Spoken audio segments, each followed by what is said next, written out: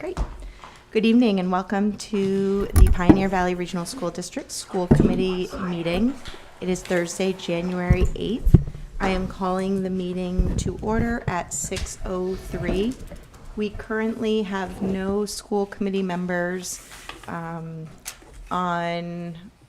remote with us. There is a possibility Michelle might join us, so if that's the case, then we'll have to turn to roll call vote and so forth. But let's. And don't forget, I can't see people, so. Yes. Yep. I do need to know who's here.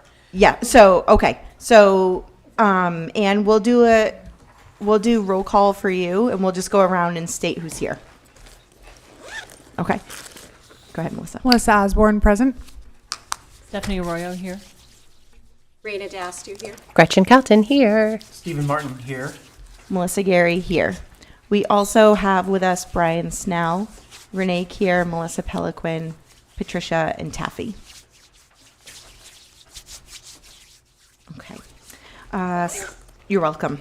Yeah, and just, Anne is joining remotely, and so we may have to articulate who is making a motion and who is seconding it so that we can have that appropriate for the notes. Citizens' comments? Seeing none. Approval of minutes. Okay. Okay. Yep. Hi, Ann. This is Patricia. For the minutes for December 22nd, for the list of those who are in attendance, it lists Bernie Boudreau, Northfield Select Board. It was Bernie Parada from the FinCom is my... is Bernie listed elsewhere? Okay, I will change that. Okay, thank you. It was hard to tell some of the names. Yes, Yeah. absolutely. And Parada, I believe is P-O-R-A-D-A. And then on page 1, item number 3, insurance presentation, in the first line at the end, the acronym is HCGIT. Okay. Page 1, item number, I sorry. fixed all those. Page 1, item number 4, budget development, end of the first line. Cami Lamica is C-A-M-I-E. Okay. Page 2, top item, second line. Taffy, will you help me with this, please? Due to revenue reductions, 123K in the 240 grant, 100, and an increase of $100,000 in Reliance? Reduction. A reduction in- 100,000. In Yep. school choice funds? In Okay, school sorry, choice my bad fund. there, 100,000, Reliance. yep. So that one's okay then? It says $100. It should be $100,000. Oh, okay. Let me, all right. $100, yeah, that'd be worth writing about. Okay. The second paragraph in that same box, I'm going to start the sentence. The presentation included information about spending trends, percentage increases per capita in the towns, and the percentage of town budgets spent on education. Okay. Same page, item 5, second paragraph, end of the third line. I'll read the whole sentence. Without the feasibility study, which will explore the most cost-effective solutions, the towns would not be able to take advantage of, rather than would lose. Okay.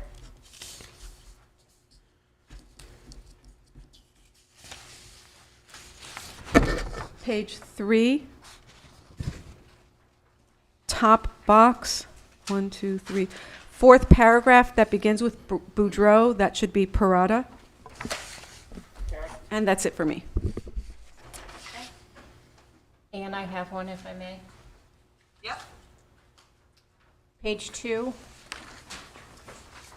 At the top, where you're let's see, reinstatement of librarian at PVRS, building substitutes, Increased maintenance costs, it's actually an addition of a maintenance worker. Okay, maintenance worker, okay. Thank you. And then also bringing or increase of a PVRS math teacher to full-time. It's currently part-time now, and that's it. Okay, no, I missed that one completely. Anne, we appreciate that you got us these minutes today, and I'd like to fill in by saying that what organizational entity? The GIC has asked for these approved minutes because they document that you took the vote about the GIC. So Anne graciously sped up her work so that you could have these draft minutes tonight. Thank you, Anne. Thank you. And the good news is I tested negative for COVID. So Oh, good. all that's going around. I just got the results. Just a yucky cold. Good. Just a yucky cold. Well, yeah, and hopefully not flu or anything like that. Yeah, right. Right. I have a correction on page 2, Roman numeral 5. The second paragraph, third line from the bottom. The select boards expressed their opinion that town voters would not approve an override vote. I believe that's, that they would not approve the acceptance of debt.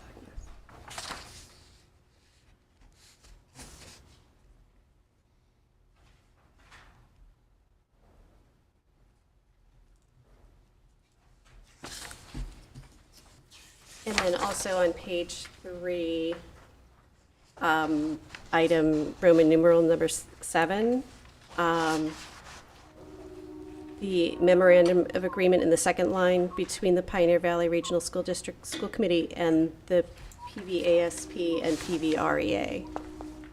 Well, the agreement actually stated Oh, the okay, personnel committee, so that's why I used that. okay, all right. Okay, that was my misunderstanding. Okay. Yeah. Okay, I would accept a motion. I would entertain a motion to accept the minutes as amended. Raina, so moved. Martin, second. Okay, all in favor? You just raise your hands. Okay. Unanimous, Anne. Okay. So we are going to, the students are not here this evening. I do not have a report. Superintendent Kinsella does not have a report. And so with everyone's approval, we would like to move up the policy review because we have our principal, Annie Scanlon Amy, to help present the competency determination. Oh, and we have Claire Brennan joining us now. Hey, Claire. And this should be, is this at the end of your packets, folks? Yes. I think it is. Policy Yes. IKF, is Yep. that- And Annie, I'm going to get you up on the screen in just 1 second.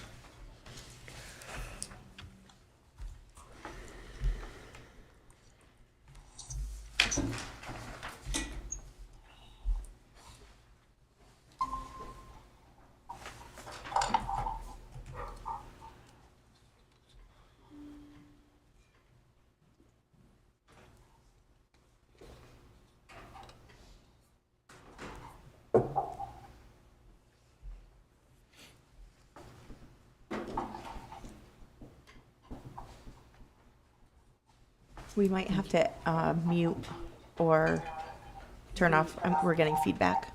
Maybe I will. I just turned me off. Oh, okay. All right, I'll keep me on. Can you still hear us? Annie, can you hear us? Yep. Yes. Okay. Annie, will you try saying something, please?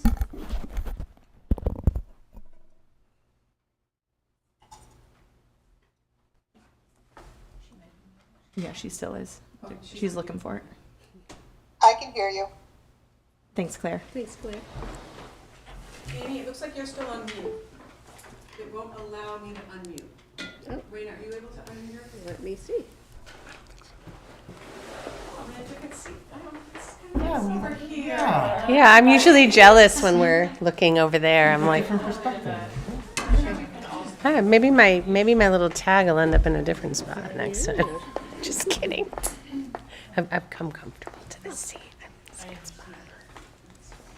I had to go back and change my settings at Google Meets in order to be my microphone turned on.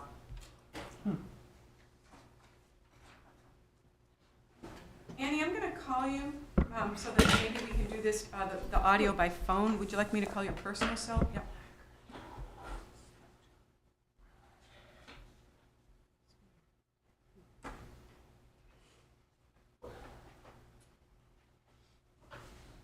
Look at us, we were not doing all this pre-COVID, No. right? Like, just like, No. This is Jedi level. No doubt.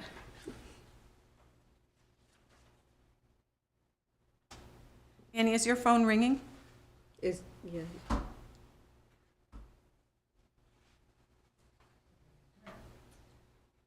Sorry, was Claire able to I'm going to try your work phone. Claire's able to call off mute. Is that? Yes. Yeah. Yeah, we were able to hear Claire, yeah. And Anne also. Yep, hang on. Okay. Great, let's turn the sound up. And I'm going to put this all like this. Sorry about that. I don't know why it's not unmuting. Can everybody hear? Yes. Ernest, you okay with Annie's sound? Oh, this is great. No. Either that or it's on mute. So I'll do a quick intro. You have to mute your.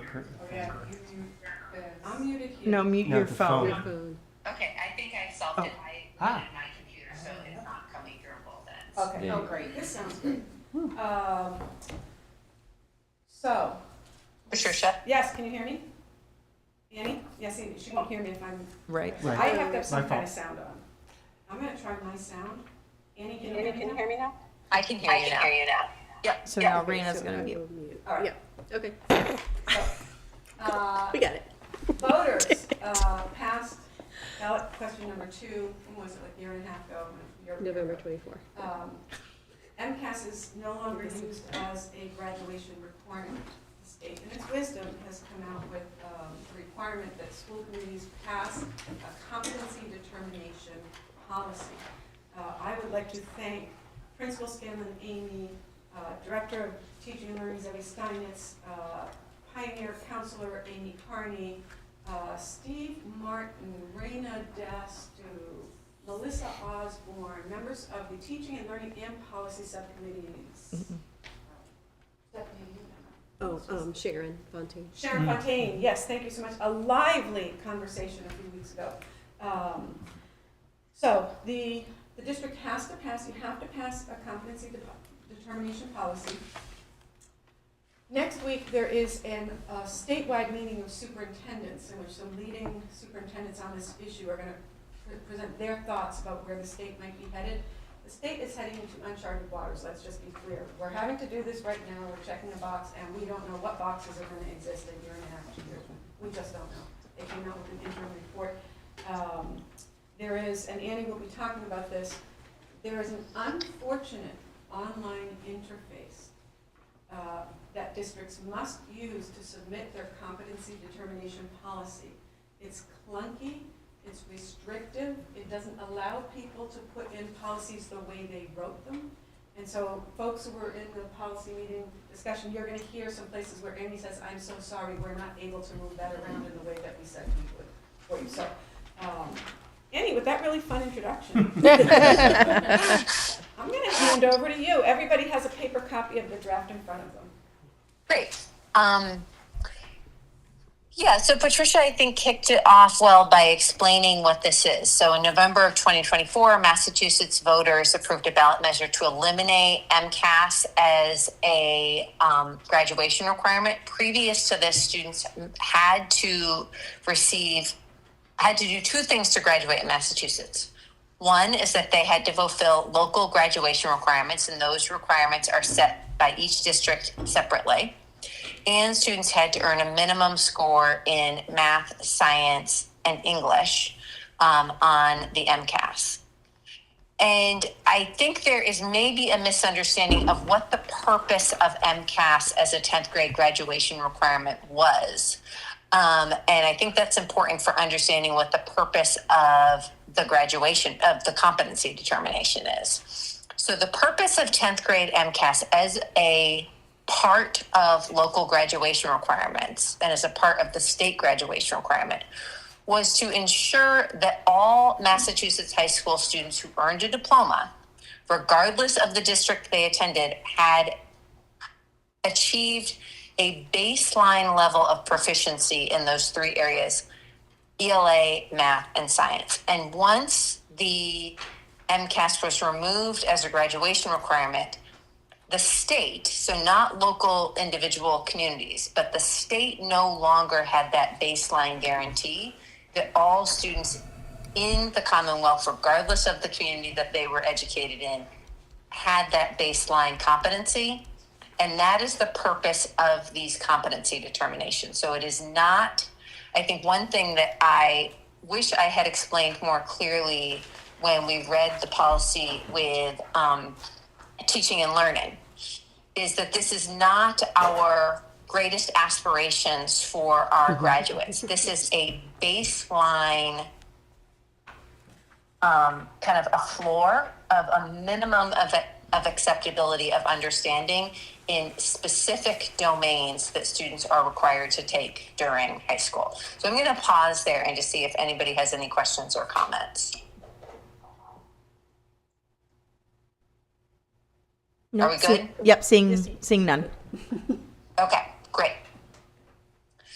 So, the competency determination that you have in front of you, as Superintendent Kinsella alluded to, outlines some requirements that are set forward by the state, which require that we address learning in 4 domains: English, math, and science, which were always part of the MCAS determination.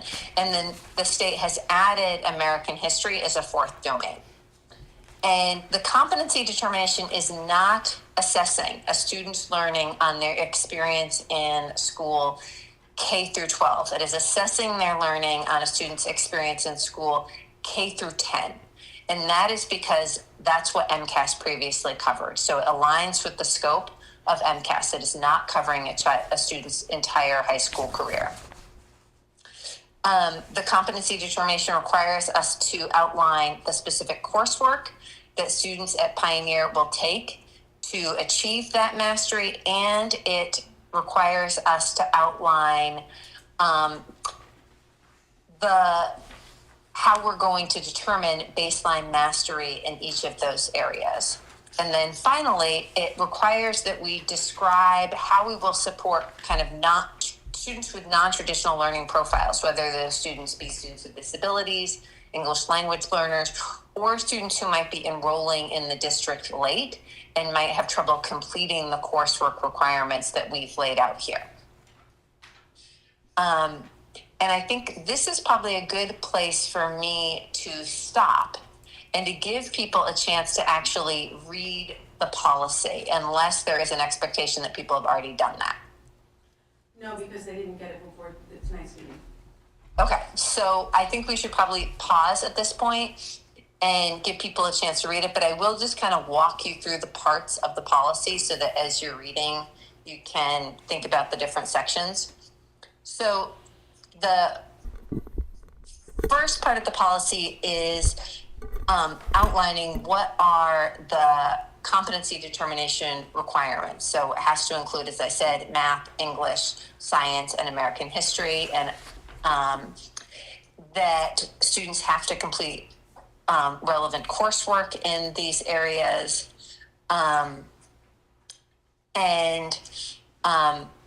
Then the second part is, how is the demonstration of mastery determined? And again, this is really clearly outlined by the state, so we don't get to imagine whatever we would like here.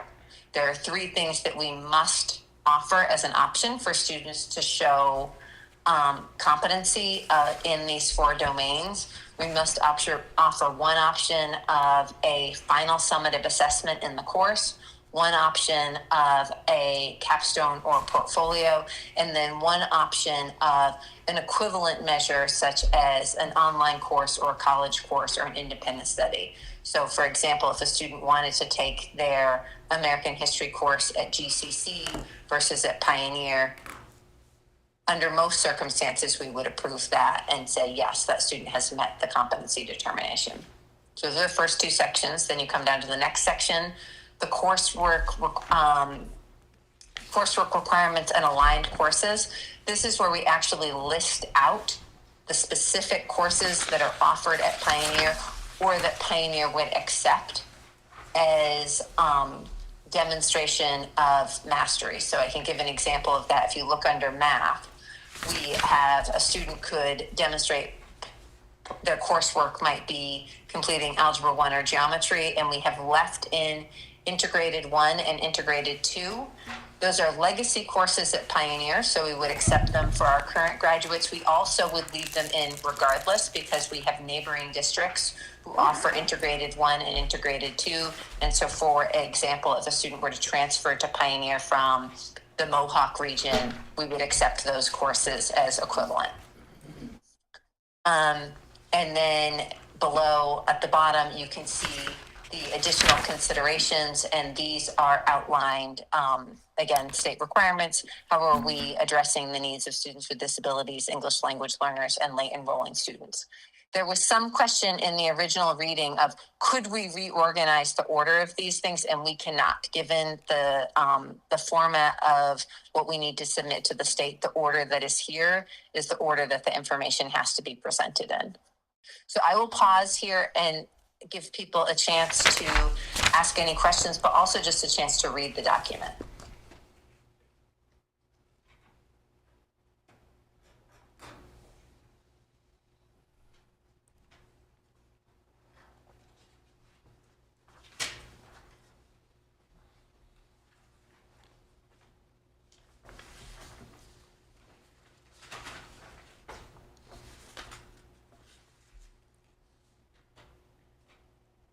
And since you guys are in the room, I'll leave it to you to let me know when it's a good time to move on.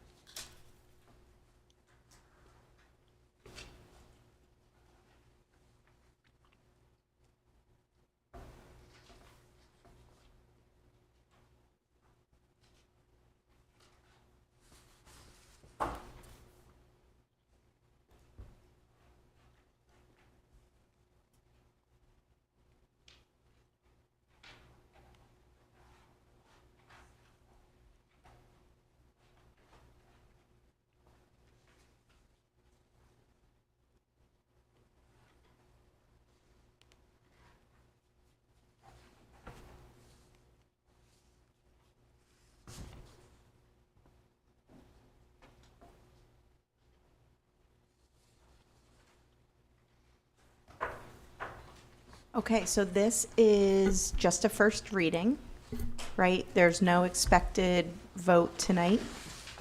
So this will come back to us so we can have more careful review if necessary also. It will come back on the 22nd. Questions about this?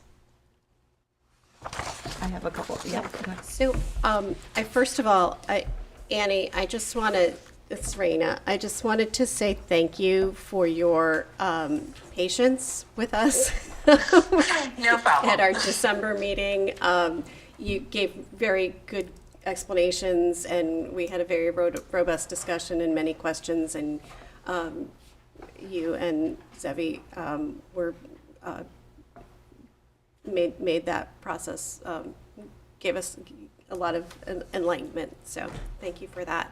I also want to say, having seen the previous document, and I appreciate you taking all of our feedback and questions, and I actually, in spite of the limitations that you've had to deal with, I actually think this is a very readable document, and it's actually very helpful, and you clearly took our feedback, and I think you did a great job with this, so thank you for that. So. Yeah, and I want to thank Superintendent Kinsella for doing some, I think, really good work around formatting with this and outlining, the content area and course requirements and course alignment at PVRS in a way that I think you're right, Rena, does make it very readable. Yeah. I also just wanted to make a general comment. There was a lot of discussion in the subcommittee meeting about some of the language which we are limited to using because that's the state standard for language. So there was a lot of discussion around the phrase mastery of skills, and I know there's often sort of an idea, I know in my head, that pops into my head when I hear mastery. I think about someone who's got advanced skills and is, but that's not how that word or phrase is being used in this context, and how the state uses the word mastery to say that the student has demonstrated the skills that they need to at that level. And so we got sort of caught up in, can we use a different word? What word should we use? And we can't. So we just have to accept that that's what it means to the state, and that's what it means in this document, and that's one of the limitations. There was also a lot of discussion around what the passing score for a course should be. 60% is the current passing grade. And there was some discussion about the possibility of raising that number. But there were a couple of conclusions we came to. One, this would apply to current juniors and seniors, and changing that number at this point in their careers would affect the trajectory of some of the students, and that wouldn't be a very fair thing to do at the last minute. And also that that number doesn't necessarily equate to the rigor of what's required for a passing grade. So there are other ways to challenge students and provide academic rigor. It doesn't necessarily mean that we have to make that a higher number to have rigor. So those were some of the takeaways that I had from our subcommittee meetings. Thanks. Stephen, did you have something? I just want to echo Raina and thank you very much, Annie and Patricia, for this really, all the improvements and clarity. I just had a question on the required coursework and kind of how I think I'm following it. So specifically with history.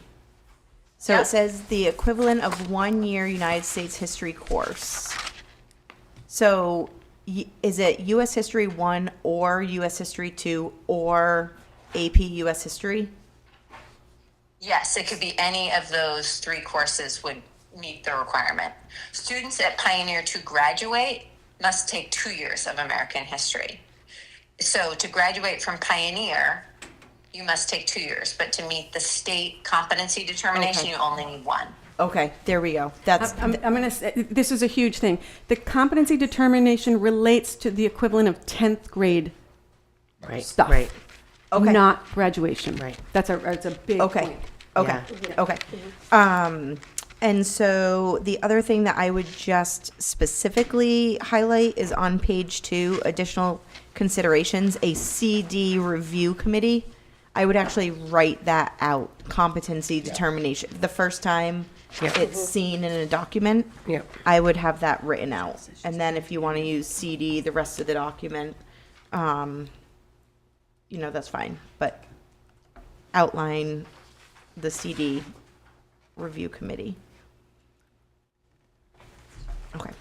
Thank you for, yeah.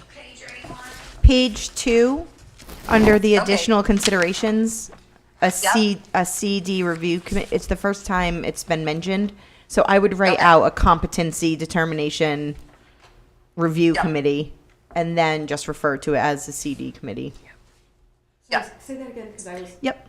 So page 2, under additional considerations, just write out the first time, Yeah, that was, yep. Yep, that's okay.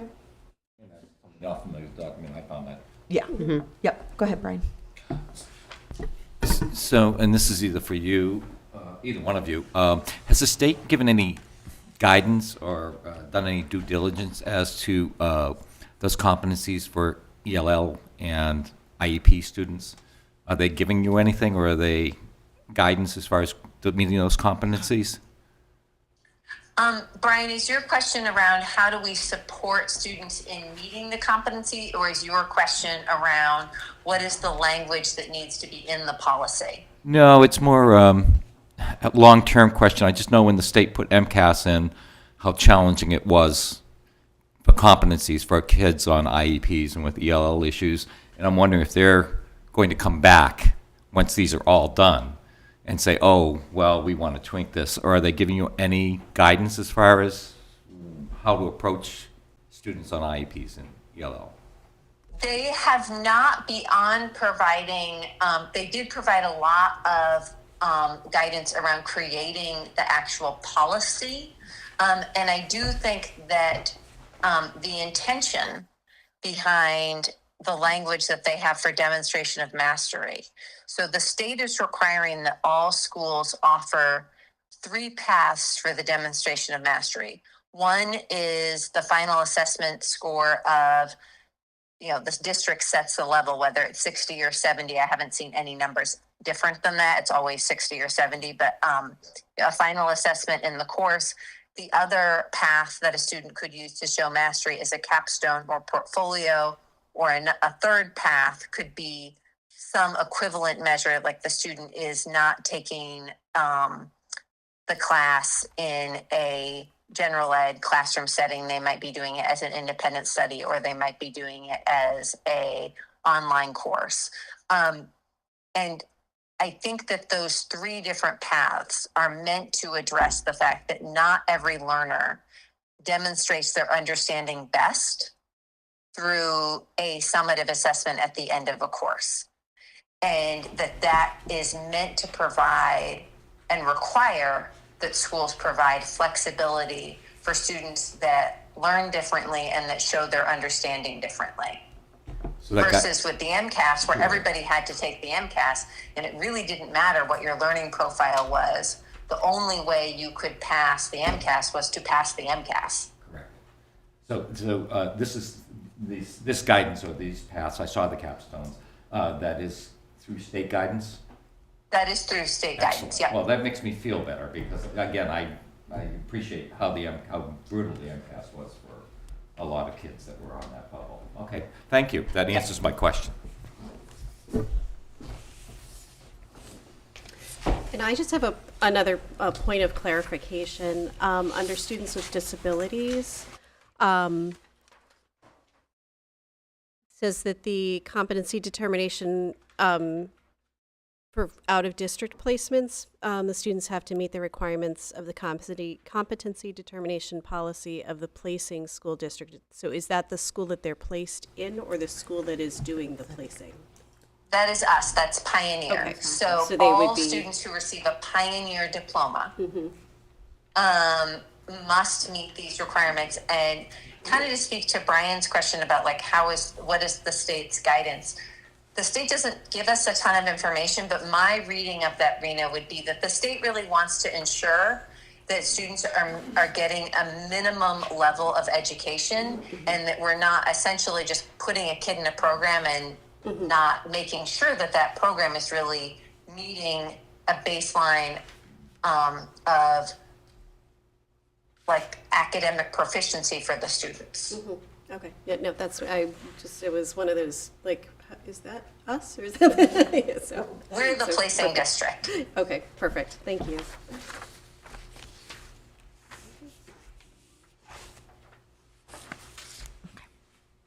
Okay.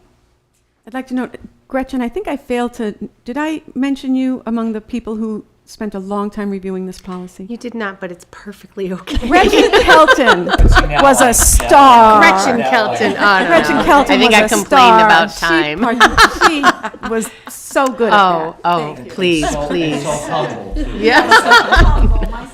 Really? No, please, please, please. Perfectly okay. We're good. I- Thanks, Annie. I'm Have a a good blusher. night. Yes, thank you all. Big time. Are you done with me? We are done. Yes. See you later. All right, well, have Thanks, a good rest of Annie. your evening, guys. Thanks. Bye. Okay.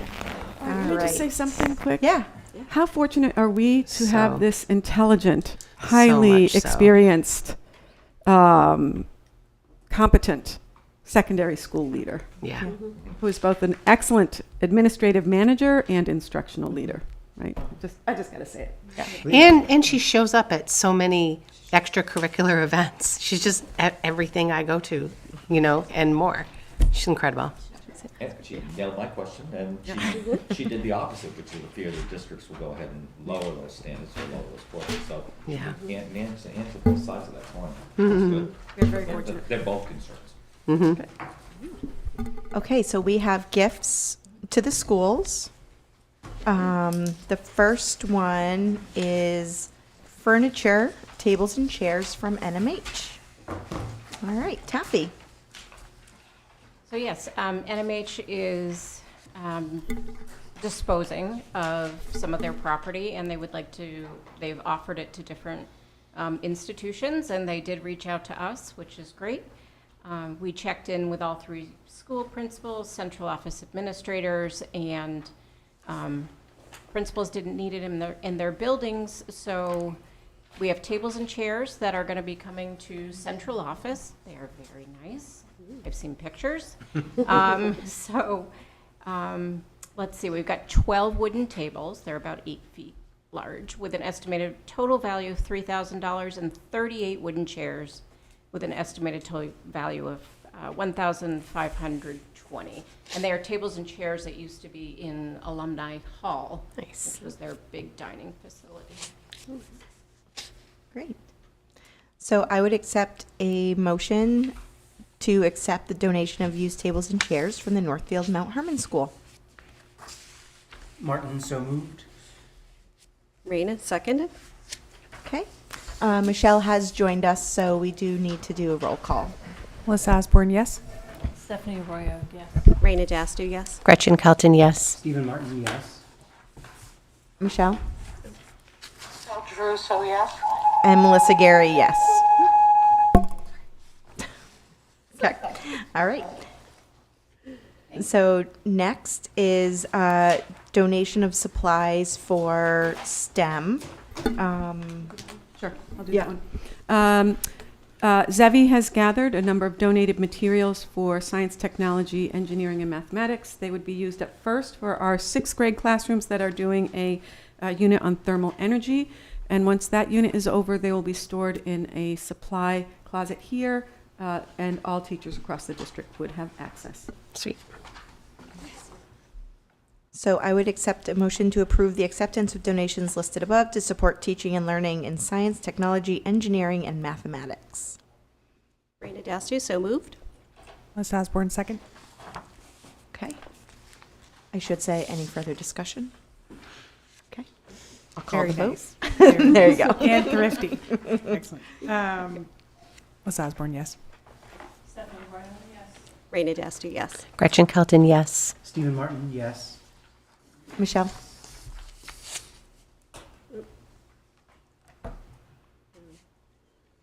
She's on mute. Michelle, are you there? Yes, I am here. Can you hear me? Yep. I said yes. Okay, thank you. That's okay. BNC-TV is here, and I think it's creating a problem. Okay. Backfeeding, you know what I mean, backfeeding. Melissa Gary, yes. Okay, great. All right. DESI data updates. Back up on the screen in a second. So you don't have a memo about this. This is going to be some brief slides. Let me talk in here. Michelle, I sent you a link via email to the documents that are not in your packet. So you have a link to this Yes, I slide. received that. Okay, great. So this is part of our ongoing series of summaries of data compiled and shared by the Department of Elementary and Secondary Education. The discipline one is more recent. The accountability one actually is from earlier in the fall. So starting with discipline. And these are our graphs that we make using DESI data. I give you links right here, so you can go check my work, please. So I looked at the secondary schools in the county. I do need to point out that Gil Montague schools, the Great Falls Middle School and Turners Falls High School, are not included because they don't have any data on DESI's website for this year. I don't know why, but so that's why you don't see them on these graphs. You'll see this slide, which is about out-of-school suspensions, and then the next slide will show in-school suspensions. We have the second lowest rate, I'm proud to say, of out-of-school suspensions in Franklin County. We're at 2.4%. Frontier has a lower rate than we do. We are 0.1 of a percentage point higher than the state average. I feel comfortable with these numbers. I would point out that we are careful with suspensions. We principals seek my guidance, and if there's any kind of question, I seek legal guidance. And so we do our very best to adhere to state laws regarding suspension. Now you'll see the green for Pioneer is over on the left. The green for Pioneer is going to be the furthest on the right over here. And this is in-school suspensions. We've got the highest rate at 3.6. Why on earth is that? Because we would prefer to issue discipline that keeps the student in school under our supervision and allows caring, experienced, trained adults to engage with that student in either some education or some restorative practice. So I am proud of this statistic. I'd rather have in-school suspensions than out-of-school suspensions. That's why we are on the far right on this thing. Yeah. Any questions? Just 2 discipline slides. That's it. That's what I'm showing. There's no discipline data on the DESI website for 19 of the 20 local elementary schools. It's interesting. I'm not quite sure why, because there are little kids who misbehave. No. And get suspended. So I actually was a little, Debbie and I were looking at the numbers and both of us kind of scratched our heads. I did not explore it further, but that's why we're not. Okay. Do you recall if Warwick is in there? If you don't, that's fine. Yeah, no, I keep Warwick in my, Warwick would be in there, but they didn't have any, and I forget which elementary school had something in there, and they had like nothing. But they were just blanks. Okay, I'm curious. I know sometimes that's done when you can refute the data because you don't like it. Yeah, Hold it yeah. back, but if there's that much, there must be a data entry issue. Yeah, they're all, it's like Lake Wobegon, they're all above average and never All righty, okay, now this is the smaller text, all right. And this is not, I'm being honest, this is not my favorite area of DESI's data world, but we pay attention to it. And we did fine, we did better than fine. This is the accountability data. So when you have the slides in your updated packet, and anyone in the public, when they open up the packet, they can link to the glossary. There's a couple key measures. One is the accountability percentile. And I wish that we lived in a state and we had a context in which schools weren't ranked and sorted against each other. Kids shouldn't be ranked and sorted against each other, and neither should schools. As someone who worked for decades in urban education, and I love being now here in a rural environment, and I've worked in suburban education. Contexts are different. It's just kind of mean, I think, in the end, to rank and sort schools. And they do it. And so almost every school gets an accountability percentile, obviously 1 to 99, and its performance relative to other schools that give similar state assessments, the MCAS. It's calculated using up to 2 years of data. And so for places like Bryan that don't have sufficient achievement and growth data in ELA and math, so Warwick wouldn't have had it for a year or two, No, right? they don't have it Because collected you don't data. have, Okay, you're a new that's why school. they're blank. Yep. No, makes So that's, sense. there's an accountability percentile, and that's for schools. Cumulative criterion referenced target percentages. Those are the degree to which targets have been met over multiple years. So they actually do an annual one, but then you look really at the cumulative one, because that evens things out if there's bumps. And they're weighted. And I remember when the state was updating all these measures, hot and heavy conversations and debates and arguments over the weight for attendance versus the weight on MCAS growth versus MCAS achievement, and all of that. So what are some of the targets that they include? Achievement, that's MCAS. Growth, it also includes English learner progress would be Access, WIDA, those assessments. High school completion rates, advanced coursework completion, we do really well in that. And chronic absenteeism, and we're doing so much better on that. All right. Now, the schools get accountability information. Here are 3 schools, and you can link and get the full report. BES, NES, not requiring assistance or intervention. Both of them have substantial progress. That's another category. They have made substantial progress towards meeting their targets. Pioneer, I wish Annie were here. It requires assistance or intervention. No, it's okay, Ms. Arroyo, because here's how come we require assistance. The only reason we require assistance is because fewer than 95% of the kids took MCAS in 1 or 2 of the grades or categories, and I'll show it to you. That's the only reason. It's not because of low scores. Good. It's not because of low high school completion. It's because more families had their kids not take the test last spring. And there's some confusion around this. The law requires that that schools administer the exam. The law does not require that a student sit and put pen to paper or you can't do that. You can't make a kid take a test. And so more of our families opted their kids out this year. Now take a look on the right, the accountability percentiles, 53, 42, 62. That's that sorting and ranking against all other schools in the state. All right? Now, this is the Pioneer, this building accountability information. I wanted to show you what it looks like if you go to the website. It requires assistance or intervention. And what's the reason for that? Because of a low participation rate of white kids, students with disabilities, low income, high needs, all students. Here are our participation rates. Oh, sorry, that should say 24, 25. That's my bad. It's a 1 year. Overall, 95% of our kids participated in ELA. 92%, the threshold is 95. And 95% of the kids overall participated in science. And that could be 1 or 2 kids. Yeah, although it's a bunch more. It was look at me pointing. It was a bunch more. It was a bunch more kids this year. I forget the number, but there were it's up to the school, and I know they're already talking with families about it. Why are your students not participating? MCAS is no longer a requirement. Mm-hmm. Could contribute. Now, remember, Can you go back for a second though? I'm interpreting this as some students sat for ELA yes, and science, Yeah. but declined to take yes, the math. that would be accurate. Mhm. Okay, that's how I'm reading Thank that. you. Okay, thank you. And I got to fix that slide.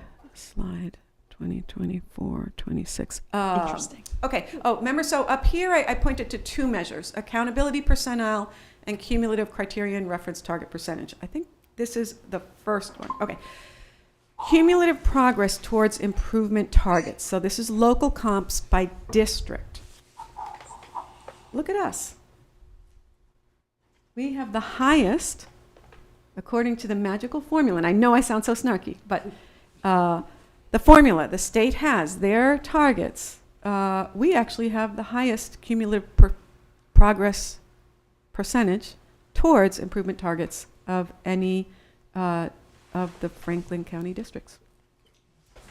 Thank you. Thank our teachers. We got 2 teachers over there. Thank them. Thank you. Thank you. Oh my gosh. And as always, there's a link down the bottom. People should check everything and dive in. Okay. This is now, this was districts. Now I looked at the secondary schools. There we are. We have the highest cumulative progress towards improvement targets, secondary schools. And this is that accountability percentile. This is the sorting and ranking. So this is kind of independent. This is totally independent of sorting and ranking. This is, you could be doing terrible. But if you've made a lot of progress, even though you're still not really doing that great, if it's a lot of progress, you could be high here. Yeah. Right? That's what this is. This is now compared to everybody else. How you doing? So some of our neighbors are in the single digits. Right? We've got Greenfield, Gilmontague in the single digits. Compare, when they are ranked with districts that give similar assessments across the state. And we are now at the 62nd percentile when ranked with other schools, I apologize, that give the same assessments. And that is my DESE data update for tonight. This slide mean... Oh, I'm so sorry. That's okay. So the accountability percentile, this is relating to that last slide about how many kids sat at on the MCAS? No. Or no. No, Okay. this is independent. So we did great on so we did great on these things, but because we didn't meet the 95% threshold in all 3 things, and because we had subgroups of kids who didn't meet the threshold in various things, we got dinged, and they're listing us as needing intervention, and the state's really not going to do any intervention. Let me be clear. That was my bigger next fish question. to fry. So what does that look like? Nothing. Okay. It will look like nothing. Because I called them a year ago about something, and they basically said, yeah, no, not really. Okay. Not you. I had a thought on the elementary schools, because Yeah. I thought back to working in a small school, Royalston. It ties into Warwick. If you don't have the right size of class, that data is not accumulatively collected that year, and if it throws that 3-year cycle out, they're not going to report. And if you don't have you don't have enough kids in each grade. It's each grade. Yeah, So I know when I it's- was even in yeah. Royalston, well, we had a Yeah. pretty good school choice population. Yeah. Some years we didn't meet that mark, and it threw your data reporting off for Got it. the 3-year cycle. Got it. Because Thank you. it resets the clock. And I'll bet you if it's elementary schools, they're probably small ones. Yeah. Their class size, it's class size, not the school size. And it throws the data off all the way across as that class goes through. That is I'll bet you sure. that's it. Sure. High school's another story. So, great. Questions or? No. Great. Thank you. That's good. Thank you. Oh, Okay. Establishment of Joanne Hagan Pullen Scholarship Fund. Now I want to ask: are there folks here who knew Joanne Hagan Pullen when she worked here? Does that name ring a bell? Ms. Hagan Pullen. Ms. Pullen was our K through 12 health coordinator, department head, and teacher of family, consumer, and health science. Renee, is this ringing a bell? No, okay, and it could have been a very long time ago. She was at one point, I did a little digging, she was a doctoral student at UMass, and she's got an online status update that is really interesting on the work of the Care Labeling Committee to the American Society of Testing and Materials, ASTM. It's what you see on the inside of helmets and things, ASTM. So, Ms. Pullen is no longer with us, and her family, led by Mr. Tom Pullen, has generously offered to establish a memorial scholarship in Ms. Pullen's name, the Joanne Hagan Pullen Scholarship Fund. And this would give special consideration to students who intend to pursue studies in education, fashion, design, or health. We are so grateful for this. We currently have in this building 6 donor-controlled scholarship funds in which the donors maintain control of the funds. The school selects the student recipients, notifies the donors, and the donors write a check. The Pullen family would like to organize their scholarship fund in that way. The school feels great about that. This is a wonderful, generous scholarship. So we are seeking approval for the district and the family to establish the Joanne Hagan Pullen Scholarship Fund. Could you do me one favor and double check the spelling of her name, because how it's written on our agenda is different than the memo. I most certainly will. And so I just want to make sure if we're publicizing it. Yes, thank you. Joanne is spelled correctly. Thank you. So I would entertain a motion to approve the Joanne Hagan Pullen Scholarship Fund that will award an annual scholarship to a graduating senior from Pioneer Valley Regional School. Rain is so moved. Second. Thanks, Michelle. Okay. Liz Osborne, yes. Stephanie Arroyo, yes, and thank you to the Pullen family. Raina Dastu, yes. Gretchen Kelton, yes. Steve Martin, yes, and thank you. Michelle Jeruso, yes. And Melissa Gary, yes. Okay. Thank you. All right, on our agenda, it's the annual town reports for Bernardston and Northfield, it should say. It says Leiden on our agenda, but we have already approved the Leiden town report. So this is for both Bernardston and Northfield. Where they differ is the letters from the principals. The first part is the same, and then the letters, and this was in our packet. Yep. So And I'd like to take a moment to thank our three principals, Principal Schreiber, Principal Burstein, and Principal Scanlon-Amy, for their work in developing these reports. yes, thank you. Yeah, this is great work. May I ask, is Yeah. this required communication for the state? Yeah, I think it's both, I know it's law. It is law. I don't remember if it's in our district agreement. is. It is because there's It a is, date. in because the there's a yes, date, and Yes, that and we want to was- change the date. Yeah. Yeah. Thanks for this thoughtful. Yes. Yeah, Yep. it's lovely. Yep. It ends up in the annual reports of the towns. And, Yeah. Yeah, it's Okay. great. I would entertain a motion to accept the annual town reports for Bernardston and Northfield. Kelton, so moved. Raina Dastu, yes. Second. Okay. Liz Osborne, yes. Stephanie Arroyo, yes. Raina Dastu, yes. Gretchen Kelton, yes. Stephen Martin, yes. Michelle Jeruso, yes. And Melissa Gary, yes. Okay. All right.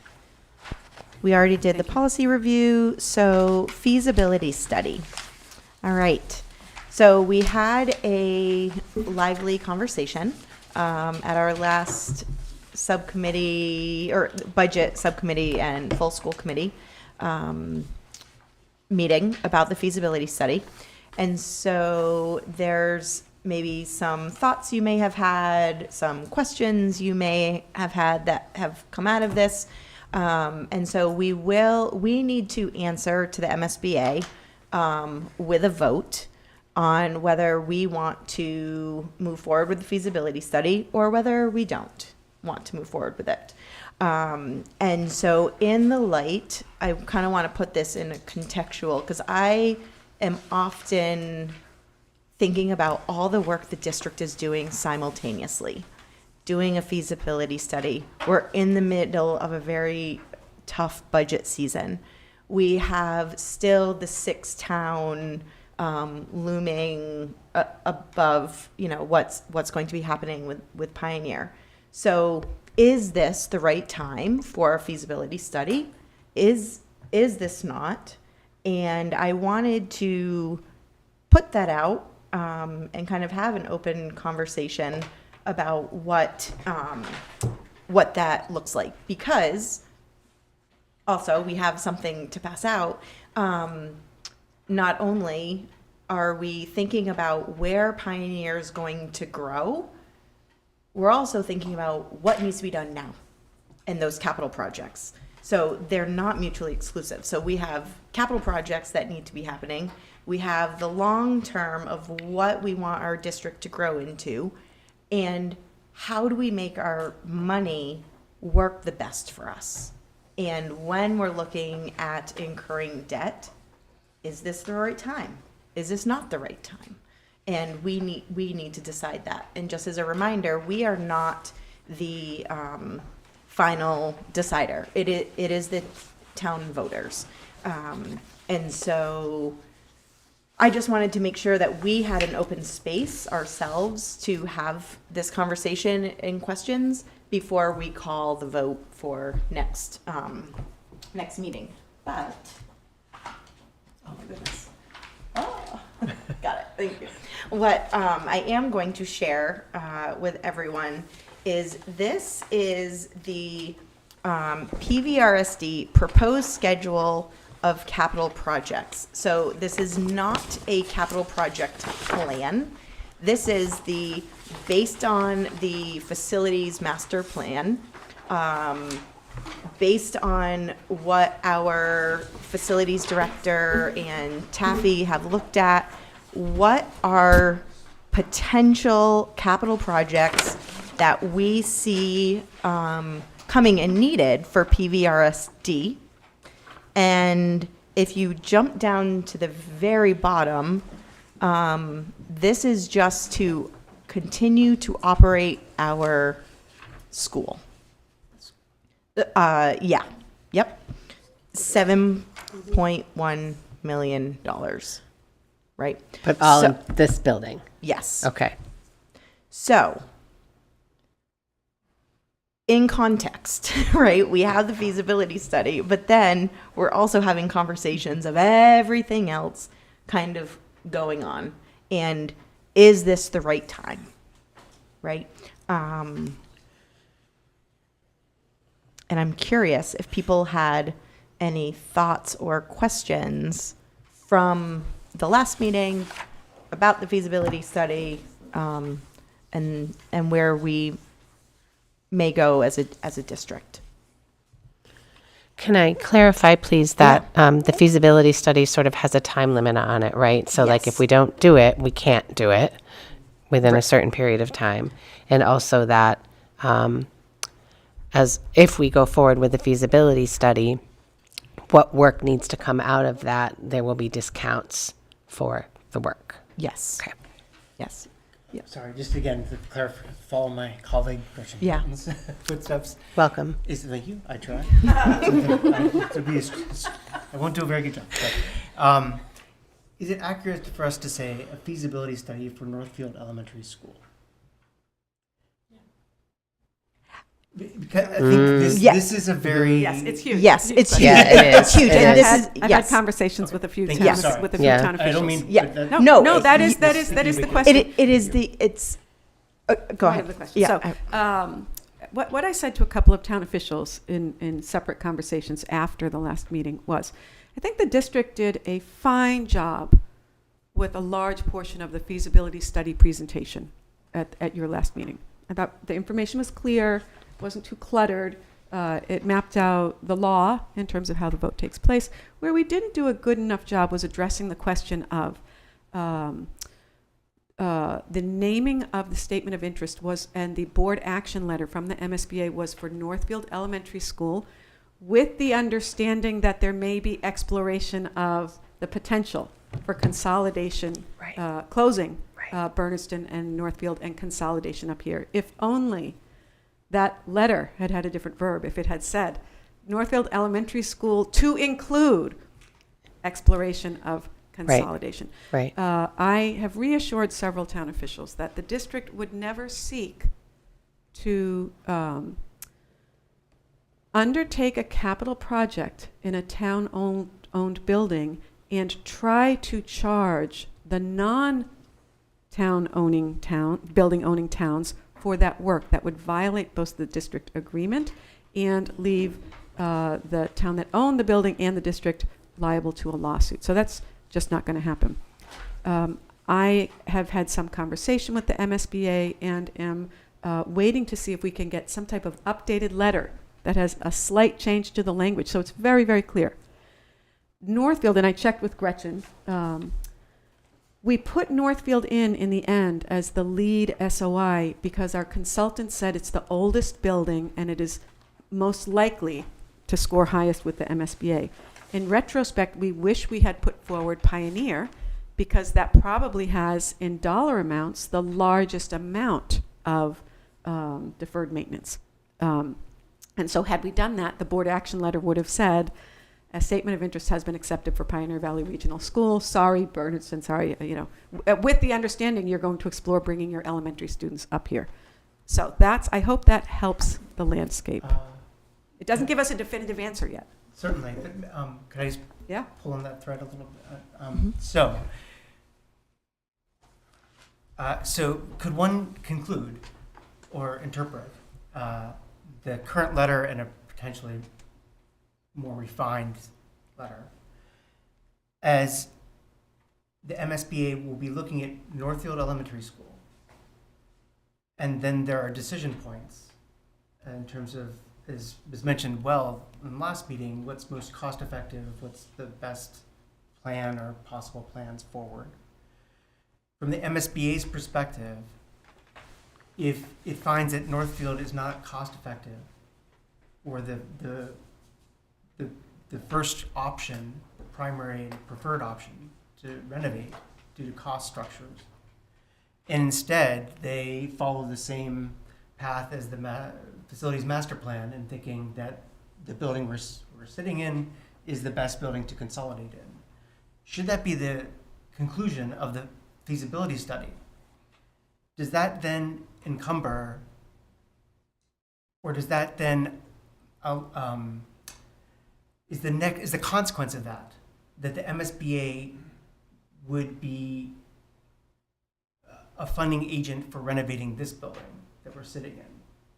I'm just trying to draw a line from the statement of interest and the NES to where we're sitting, and that Bernardston is actually a consequential part of this in terms of. So I'm sorry. So let me see if let me give a stab at answering. In my prior experience and in my current understanding of MSBA operations,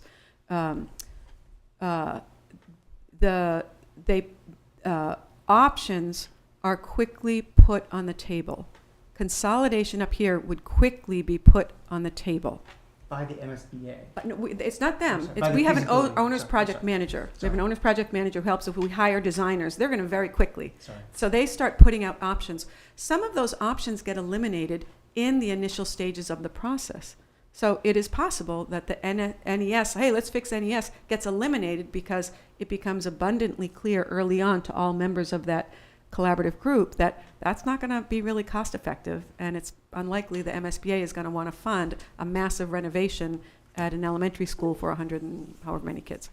So the group working with the project designers comes up with options and weighs in on options and winnows the options and then eventually puts forward. So yes, so consolidation up here could become the preferred option. And then but then it stops, right? Then we get information about what would be involved in that option, how much might it be. Completing the feasibility study does not entail a next action. A feasibility study could be completed and the district could take no further action. Mm-hmm. The district could say, okay, that is the preferred option, but we think in the current context, none of those is palatable, or the district has been, that's an end in and of itself. If the district wants to move forward and the MSBA says, yeah, that's a good plan, we're going to do the next steps in the process, it's super rigorous. If the project is up here, if the MSBA accepts the project, they fund the project here with a reimbursement rate in the area of 58%. We keep using that number because it's the most recent number they gave us, but we don't know the final number. So yes. So just to, I'm sorry for my little brain, but so it's almost like though the statement of interest was accepted for Northfield Elementary School, the MSBA did have the context of our relatively small district and physical plants, and that the consequence of the feasibility study would almost in some ways render the index building as actually not being the building that could be renovated. Yes. And that in some way the MSBA arrangement is fungible in that though it is initially for Northfield Elementary School, we now find from the feasibility study that it's actually Pioneer that needs the work, and we would not have to go through an entirely new No. process. That's what I'm. No, okay. yes, no. Okay. And they put that into their board action letter because they came out here and visited us and because they reviewed our facilities master planning report, in which the preferred option of that district planning committee was bring everybody here. Thank you. 1 second, Michelle. Michelle?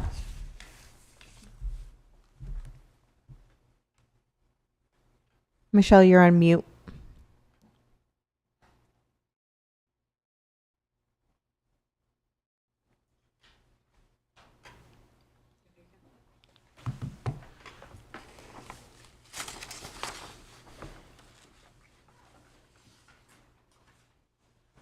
She's working on it.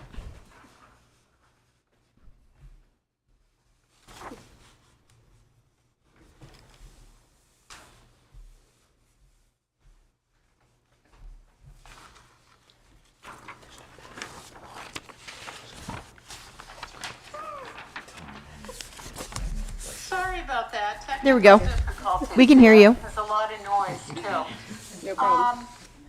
My concern is sort of what Steve said, but I would like to see the application in writing and what MSBA said, because my concern is if it says only for the Northfield building, I believe we're reading into a lot of this, and it all needs to be in writing.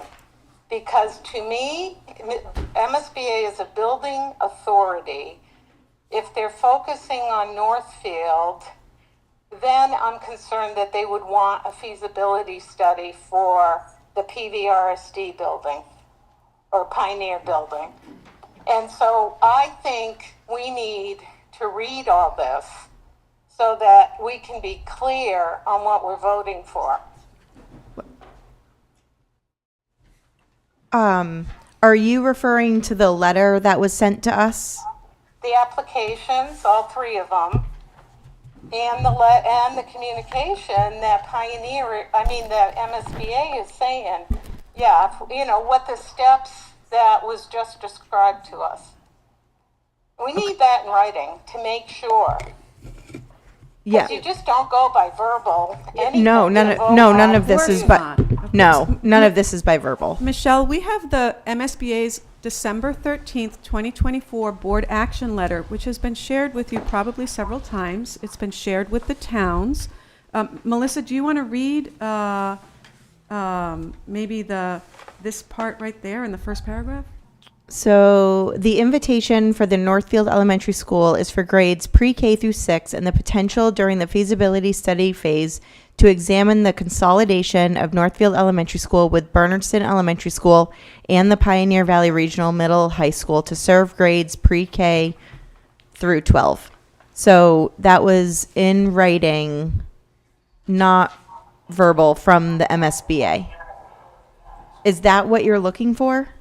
No, what they're saying is they accepted the Northfield building Yep. into MSBA. Right, and then I'm really sorry, but there's a lot of noise in here. They just broke up. I believe Patricia said they will get to a point where they'll recommend not to work on Northfield, that they'll recommend that, I don't know what the exact word she used, consolidate or something and move to Pioneer. Yep. Where do we have that in writing? So right here, what I just read to you, which is highlighted in the December 13th letter. 2024. Sorry, 2024. On the first paragraph, it says, the invitation for the Northfield Elementary School is for grades pre-K through 6 and the potential during the feasibility study phase to examine the consolidation of Northfield Elementary School with the Bernardston Elementary School and the Pioneer Valley Regional Middle High School to serve grades pre-K through 12. Yeah. I'm sorry, just Michelle. So this is sorry. So yeah, Steve, I can, yeah. If you, my concern is still, Northfield is X amount large, X amount square feet, how are we gonna get a feasibility study from that building to a larger building? That's all my concern is, and I would like to see something more in writing from MSBA. They're going to study all three to determine if it's feasible. No? Not all three, no. No, so this, yeah, this is, No, no. I'm sorry, just to follow quickly on Michelle's point, but I'm not a lawyer.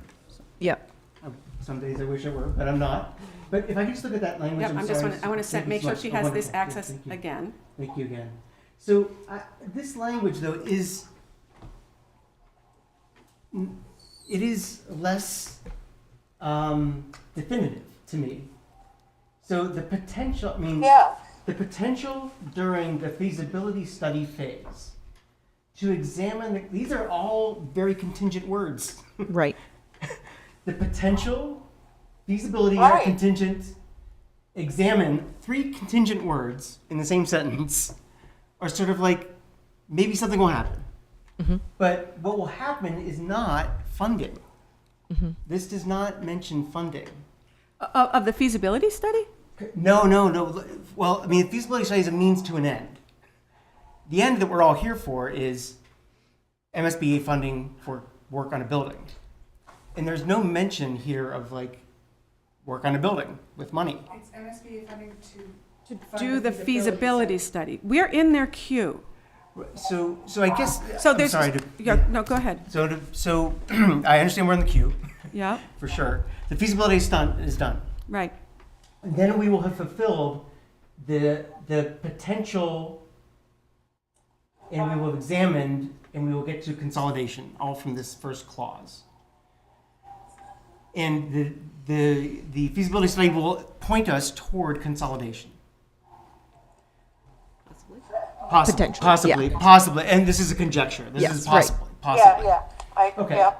There isn't an action statement from what little I read here of like, then we will switch our focus from NES to PVRSD with money in the amount of 58% coverage. Like none of that is here. And I understand we're in the queue. Yep. I understand we're in the thank you. queue, but the queue has to get somewhere definitive. But go ahead. That would not be appropriate for this board action letter. Exactly. They should not be making promises about what happens after a feasibility study is completed.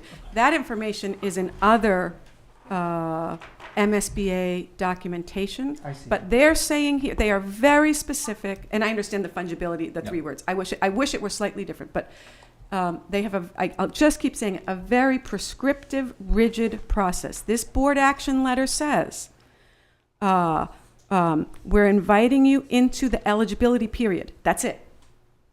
If you get through the eligibility period, and then you do everything, and so far we've checked all the boxes, submitted everything, you could then take a vote to get into the feasibility study. That's that. After the feasibility study, there are next steps. Are the next steps then competitive? No. Okay, so No. what I'm puzzled by, I'm not trying to be, so I'm like pre-oping a patient. So you pre-op a patient, right? Right. That doesn't mean they're getting the operation, but it's pretty close. Like you're sort of doing it for a reason. We're in their queue. And so I hear this, but I would personally Yeah. like language that But says then the cardiac clearance once might need when to the happen. feasibility study is complete, MSBA will do X. And That's not now- appropriate. and I That's not understand- appropriate, I don't understand yeah. why it's not appropriate. Because they I don't understand know why if we we're go going to through get to this. They're saying here we're letting you into the eligibility period. That's it. And then at that second page of this letter, or the third page, here's all the stuff. Here's all the stuff you got to do, people. Eligibility period commences and ends. So let's say that we check all those boxes because we're good at that in a great way. There's still no we will do next. What happens next in writing? Because, and you did your synopsis, you've done this before, you've been involved in this before, because I've gone through this And I'm before, sorry, too. Here, can you- You should Can you mic- use the mic? The part you're missing is that feasibility study goes back to you and your communities. It's not their job to decide that. They're giving you the eligibility to get into that first spot. In that study, they're going to present several different options: rebuild, brand new, rebuild what you have, consolidate. that's gonna go back to your community if it's all three are feasible and say, what's your community going to do? Agreed. So that's a whole different process. This you're only on the first step of the process. There's no guarantees because you're gonna have to make the final decisions. But is MSBA, are they, we wouldn't go through all the feasibility stuff. Let's say, I'm sorry, this is just puzzling to me. This is the way this is put together. So we do the feasibility. One second, Michelle. No, go ahead. Okay, I understand what the feasibility study is. It is not anything to do with construction. That's my point. If we're going to take a vote to ask the towns to borrow $1 million, where is our guarantee to the towns that the feasibility study will then be okay for Pioneer, and we don't have to borrow $1 million to do another feasibility for Pioneer? I know we don't go anywhere until MSBA comes back with all the plans and construction. That is not my issue. It is the going to the towns to take a vote to borrow $1 million over 5 years. Can I say something? For a study for the feasibility study for Northfield. So Michelle, this is Melissa. Osborne. So, okay, I'm just going to make sure that I understand correctly and then kind of give my opinion. So this is essentially us. It's almost, so we're going to hopefully have a feasibility study that's going to cost a little bit on the front end and we would get reimbursed in order to make sure that long term we're spending the money correctly and not wasting our money. Because my understanding is the quote is $39 million of repairs for Northfield.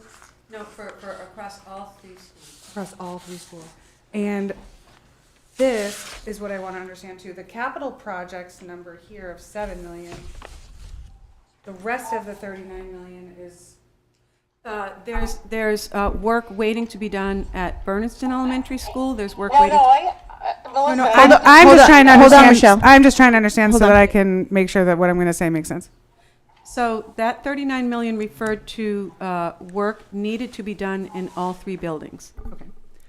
Is it possible for you to pull up the slide from the facilities master plan that shows all the different options and the cost savings and that? So I was looking at all the different Canon reports last night, and there's, it's like hundreds of pages. And I remember when we all got the a survey as parents, and we all had to say, what do you think you would like the most, and yada, yada. And I hear, and also I watched the select committee meeting. What's that? I watched the select board meeting for Northfield last night, and they had a lot kind of to say, questions about the feasibility study. And so in their meeting, they were alluding to wanting to create a new committee to verify that these costs are actually how much it would cost. But my understanding is the feasibility study would also be doing that. So like that is the purpose of the feasibility study. We don't need to have towns make new committees to do the thing that could take forever and ever and ever when these things need to happen now. We could invest some on the front end. Yep. So that we make sure that what we're doing is fiscally responsible, because Northfield and Bernardston, this area does not have a ton of money, and we're already paying out the wazoo, and other projects that money could be put into, like I got to notice that our area has lead in our pipes for our water. There are sewer issues. There are lots of things. So I, as a Northfield homeowner, want to make sure that if we're going to be spending $39 million to repair old schools when it would cost $20 million to make a state-of-the-art brand new school here, I think it's worth it for the towns. And that wouldn't even, it wouldn't even come to the towns to have to pay until 2028, correct? Is that right? The feasibility study? Yeah, the loan wouldn't be. Yes, Taffy, yes, I believe that we would not be, yes, that is correct. We would not be assessing the towns for their portion of for their loan, until FY '28. That's correct. So we want to make sure that we're not just putting Band-Aids that cost hundreds of thousands of dollars over a period of 9 years, and instead we're looking ahead at what's the next 40 years going to look like. Do we just need a new building? Because, and I just want to put in my 2 cents. I've been thinking a lot about this in that building. Northfield owns the building. So I can understand why Northfield would be nervous, because if there was a new building built here, they still own the building. So then it's like, what are we going to do? And I think we can think outside of the box as a Northfield town member.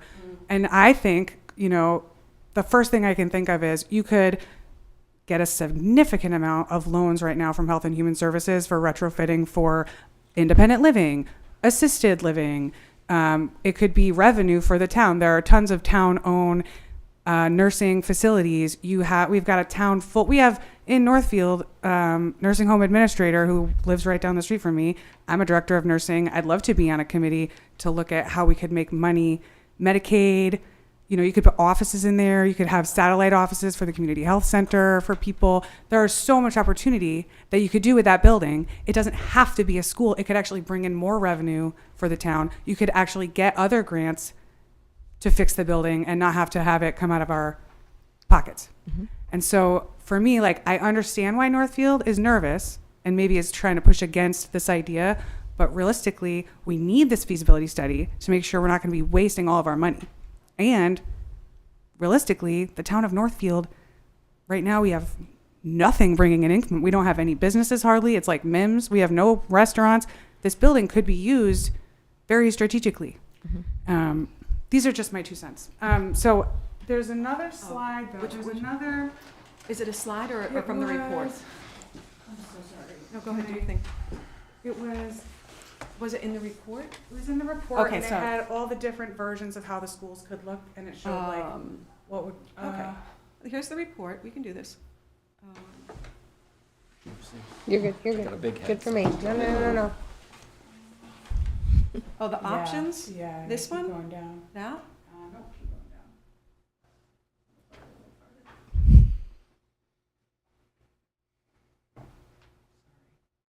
It just was such a great This is visual very for helpful. me that I Yeah, think thank about you. whenever I'm thinking about There we this. are. This Four one? options. No. No, but, sorry, options. That's not the word option. Right here. Okay. That's it. No, this is where There it people. is. Oh, yeah. Is this So- where people live? Oh, yeah. Facility options. So this was what I remember doing a survey about a couple years ago. Yeah. And so the recommended option that's highlighted is the option that we're talking about, Right. one campus. And so I just love this, and I hope that people in the community look at this slide, because it really shows you, if you keep it current, you know, you're spending a little bit now, Down but here? you're spending operational model number 1, Oh, I see. but you're yeah. spending a ton of money annually. Whereas if we put in a little bit on the front end now for the feasibility study, and potentially for a new school, if that's what the feasibility study sees, it could potentially, annual operation costs would go way down. And in the long run, we would save money. So it's so complicated, but it's not that complicated. And I think to Northfield Select Board, and I think I'm going to try to go to the next meeting, and I don't necessarily think they need a new committee. I think we just need to fund the feasibility study, because it seems like a lot of extra work and extra time for something that could already happen by the experts. That's my 2 cents. Michelle, you have your hand up.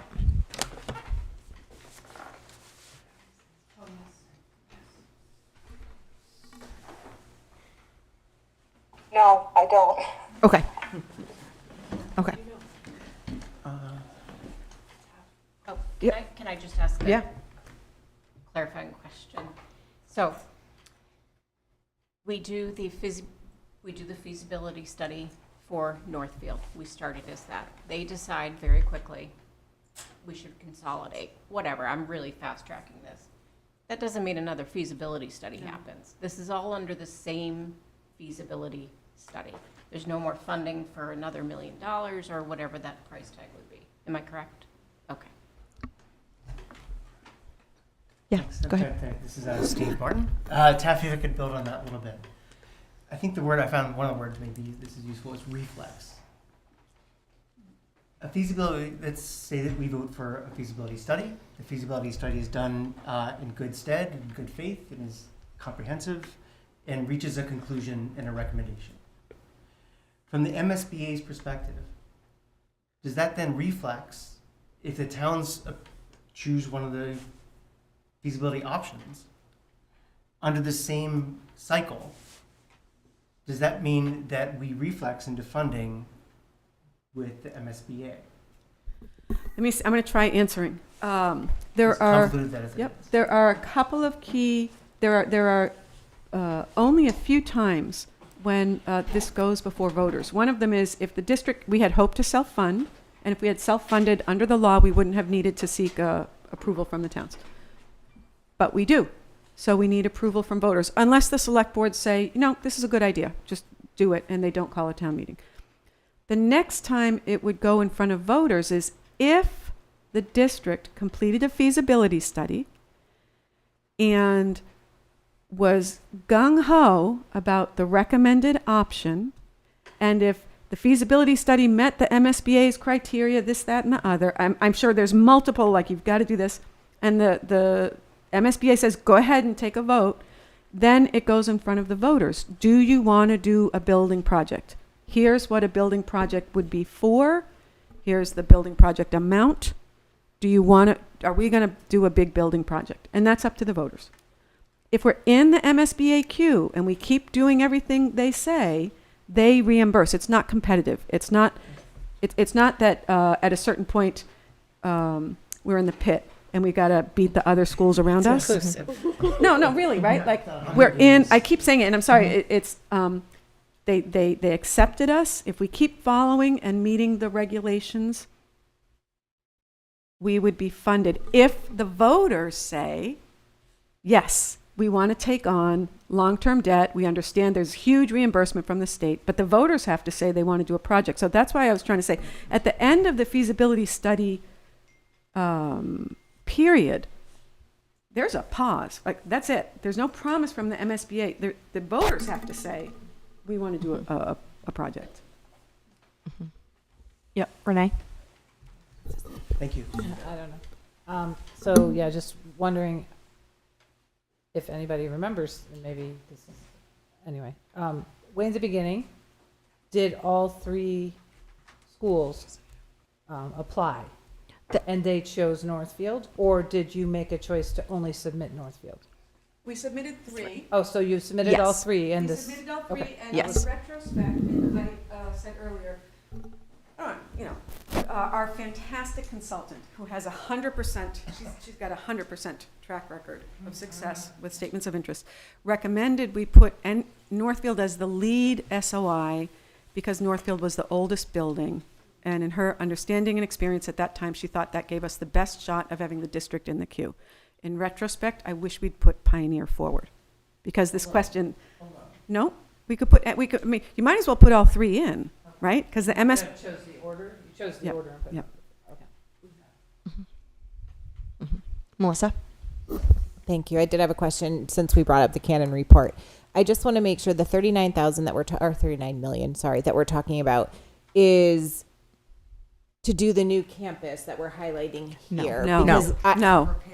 Right. That's the 39 just on all 3 buildings and doing a consolidation, keeping one of the schools open. No, sorry. The 39 million is to fix up the buildings as they exist. That's what I thought. It has nothing to do, the statement of interest, I want to keep saying this, the statements of interest were not. Solar panels, nothing. Right. I just wanted to clarify that, because it almost sounded like people thought the 39 million was to, let's say the feasibility study works. They say do one campus. We're not really talking about the 39 million after that. So that's what I want people to start thinking about, right? We're saying it's $39 million. If the feasibility study comes back and says, so $39 million is the number that keeps coming out. And I saw heads nodding like yes. So I want to say this like in a way that we can all get it. When I looked at the Cannon report, if we were to do a big campus here and move kindergarten through 12th grade, everyone here from both Northfield and Bernardston, leave pre-K at Bernardston, which I think is one of the options they had, or maybe that is coming here as part of all one big campus. I could be wrong.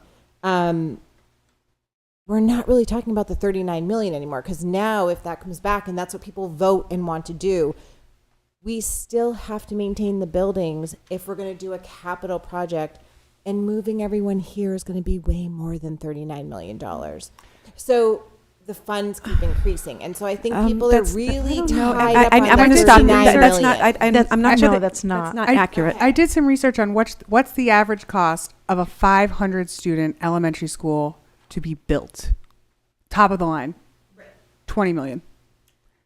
So I'm trying to, okay, maybe it's more than that, but from what I found, that's the average. It's more than that. Because I looked at this for a good amount of time, and I was like, how much would it cost if they did that versus the other? And so my understanding is, if we fix them where they sit as they are, 39 million. If the feasibility study says it's not so feasible, you're going to waste a bunch of money, it's more feasible to do this, then you're looking at potentially less of a cost, because that's why it wouldn't be feasible, right? Because it's gonna cost No, so much. Or I wouldn't want to say that. Costs differ everywhere, and costs are skyrocketing, right? From pre-COVID till now, costs have changed. The 39 million is to fix deficiencies that currently exist in our 3 buildings. Is the 39 million a perfect number? No. Maybe it's 30 million. Maybe it's 48. But it's somewhere in that vicinity, and that number came from 2 years ago. It is to fix deficiencies in our current buildings. It is not to improve the buildings in any way. It is not to upgrade the space, the FFE, furnishings, fixtures, and equipment. It's none of that. If we don't partner with the MSBA, we get 0 reimbursement for any of the capital work we do in any of the buildings. I would encourage people to divorce the $39 million number from any conversation about what a projected building cost might be. We have no idea. You know, people at one point threw out, Cannon might have thrown out 100 million, 120 million. Okay, we have no idea. And that's the purpose of a feasibility study, to get accurate information on, options are developed, just like we did here with this. Options are developed and people are weighing in on which are the preferred ones. But really, I would encourage us not to equate $39 million with the cost of a building project. They're separate entities, and we don't know what a project would cost. We do know fixing the 39 million is 100% on the taxpayers. Renovating or building with the MSBA gets us roughly a 58% reimbursement rate. Yep, that was my point. Go ahead. I know you're gonna, I feel like I'm sorry. I promise I've been paying attention for several years, I promise. But now I'm humble about sort of what I know and don't know, and I apologize. So I am struck that we had, I'm trying to be, facilities master plan. What is the difference, I'm saying this out of ignorance, what is the difference between a facilities master plan and now a feasibility study? Great question. There's overlap. A feasibility study gets much more into the weeds of what would a building project cost. The overlap is in thinking about options. And Cannon did a whole lot of work. Here's the, here it is. There's all the pictures. There's all the numbers. There's this. But because this has nothing to do with improvement to space to support a future educational vision. This was about what are the deficiencies in the buildings that need to be fixed. The statements of interest to the MSBA have nothing in them about let's build this, that, and the other. It's about look at our sad sack buildings. The similarities are they both develop options. This one detailed deficiencies in the buildings and how much it would cost to fix them. This looked at, hey, what are ideas? What do people think? What might be nice? Where might you save money? What might be good? But it wasn't an actually to kind of I'm making this up.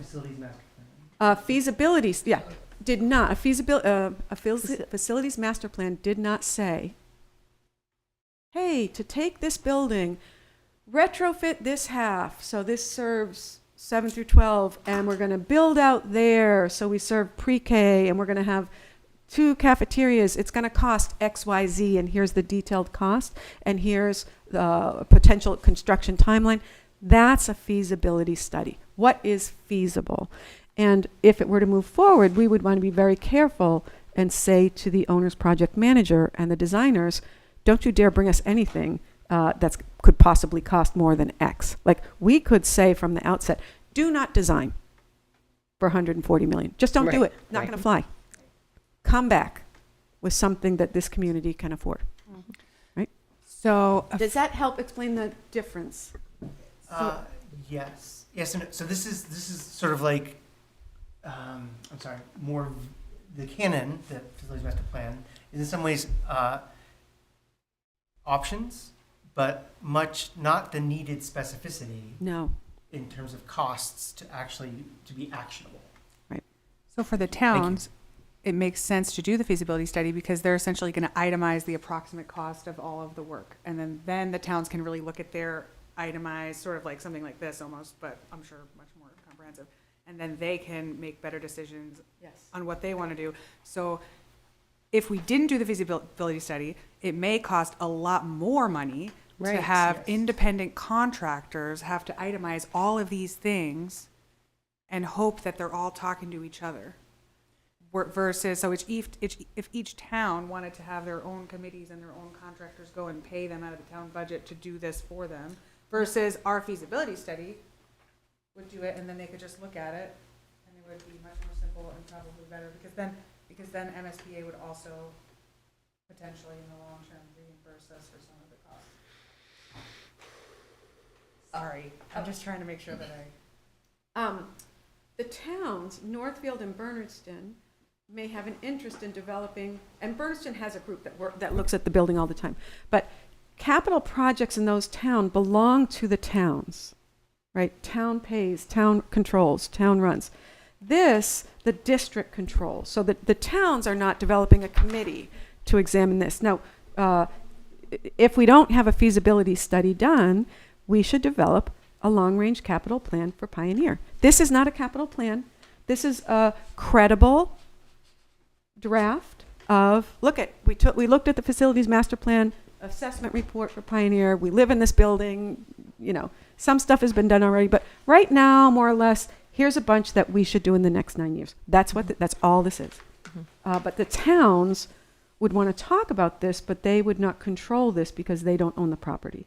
So this is just for this. This is just this building. Is just Pioneer. And this is not improving the building. This is not improving the building. This is fixing stuff, capital projects to make sure the building is able to continue operating.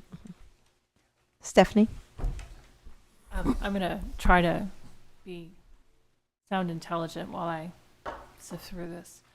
So you have, if you can imagine, like 3 different houses, right, in our towns, and 3 different landlords. And in this case, the school, the Pioneer Valley PVRSD, is kind of monitoring its maintenance, and would turn around and say to the contributors in the district, we need a new XYZ, and we're going to apportion that out over several years. And the $7 million that was mentioned earlier is a 9-year kind of look ahead.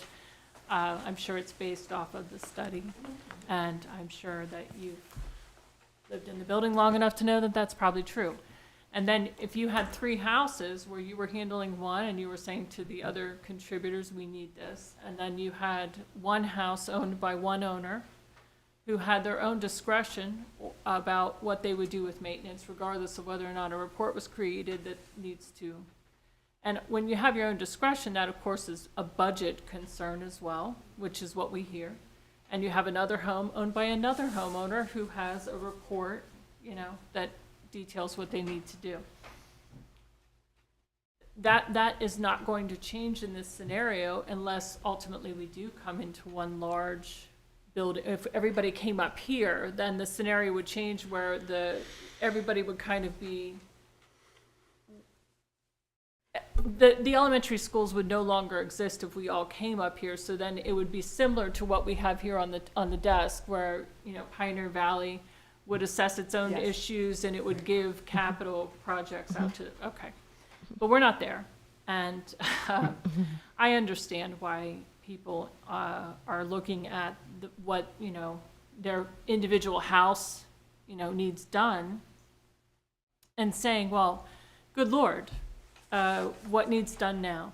You know, maybe the foundation, maybe the roof. How do we prioritize that? How do we triage that, right? That's, you know, where we say, oh my gosh, we're going to lose the whole thing if our roof or our foundation is done. And to compel someone to do that when they're the landlord or the owner of a building, I'm sure has some intricacies when you're a part of a district, right? And then there's also oversight by, you know, I'm sure some, you know, entities that are like, hey, kids go to school here, and we have to meet a certain standard.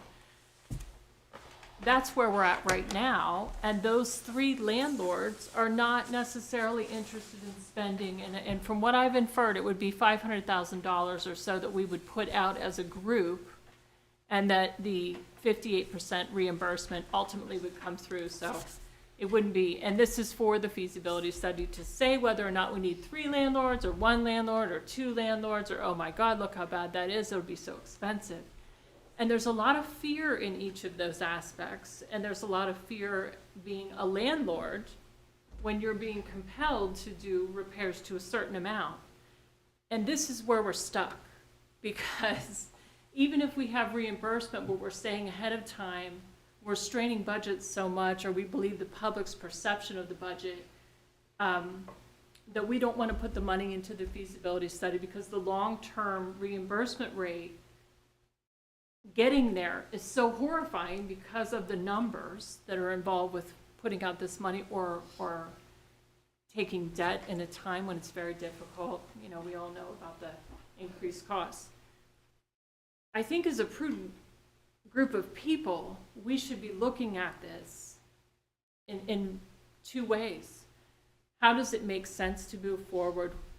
And you're doing a great job by laying out what it would be, you know, and what those costs would come out to, and really looking at it and saying, is this a way for our 3 landlords to make this through together?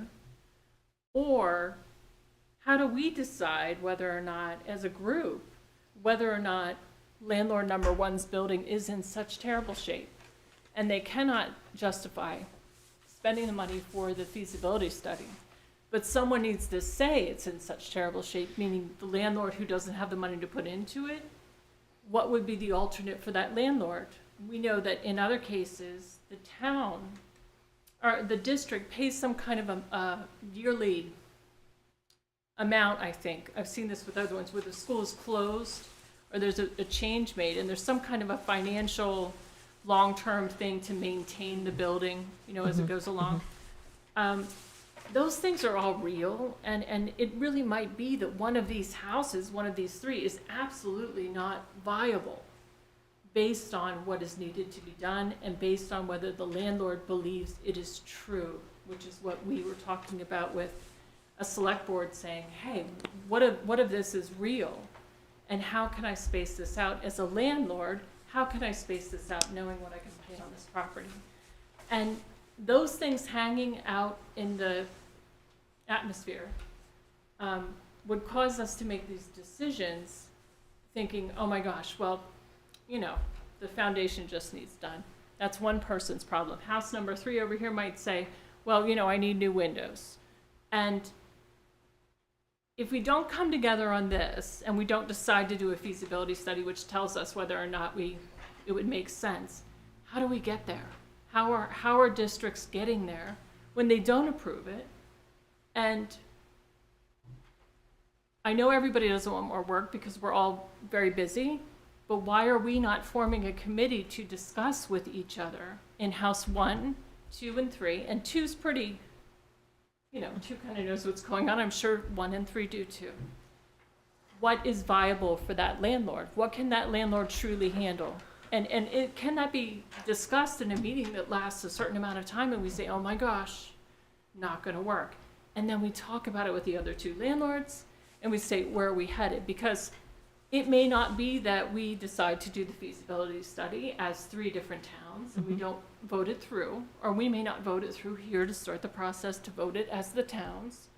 But that does not negate the fact that as prudent people and reasonable people, we may very well be able to mathematically decide whether or not landlord number 1 truly can't afford to do the work that is needed to be done to meet a minimum standard that would be reasonable. Or landlord number 3 can't do that. And I think that is the crux of the problem. Oh my gosh, huge price tag for feasibility study. Reimbursement is great. Bit of ambiguity about where we would go, of course, because that's what the feasibility study would tell us. Here's how you most efficiently move forward as a group of 3 houses, right? But we're hung up here. And being hung up on $1 million up front and coming out of it at 500,000 and people taking debt is not abnormal. And it's a big concept. And I think that I don't blame landlord number 1 for wondering, well, how much do I have to do in a 3-year period? And landlord number 2, here's what we need. And 3. I don't blame these people for thinking that because that makes sense. That's how we do our own business. I genuinely feel that we should be looking into this. It's more work for everyone. And people on the select boards are working, and people in the schools are working, and everybody is donating their time. But no matter how this vote turns out, we need people to be communicating right now about the current situation and the most pertinent things that are coming up in the triage, the real things. What is the priority in our field? What is the priority, for instance? And they're looking into it themselves. It makes total sense. Well, I think they're looking into it and they're saying, what's valid here? You know, if you're holding the house and you're running this house number 1, and I'm trying to make this less, emotional, but if you're in house number 1 and you know your foundation's going, then, you would say, oh, well, here, what can we afford to do? And those are 3 different entities making those decisions. And when you come together in a plan like this and it's a large buy-in, there's going to be a problem. There's going to be confusion, and they're going to wonder, what really would we pay over the next 5 years if we didn't do it? How much are we on the hook for in house number 1? We have a pretty decent house over here in house number 3. What would that cause us to spend? Because we're not all in one boat, right? Everybody has different expenditures for their different houses. And that's where I see the problem, because the select boards are doing the smart thing and saying, can we get through this less expensive by doing ABC? And also kind of not fully understanding the whole big picture on the feasibility study is difficult to get your mind around. I mean, I'm trying,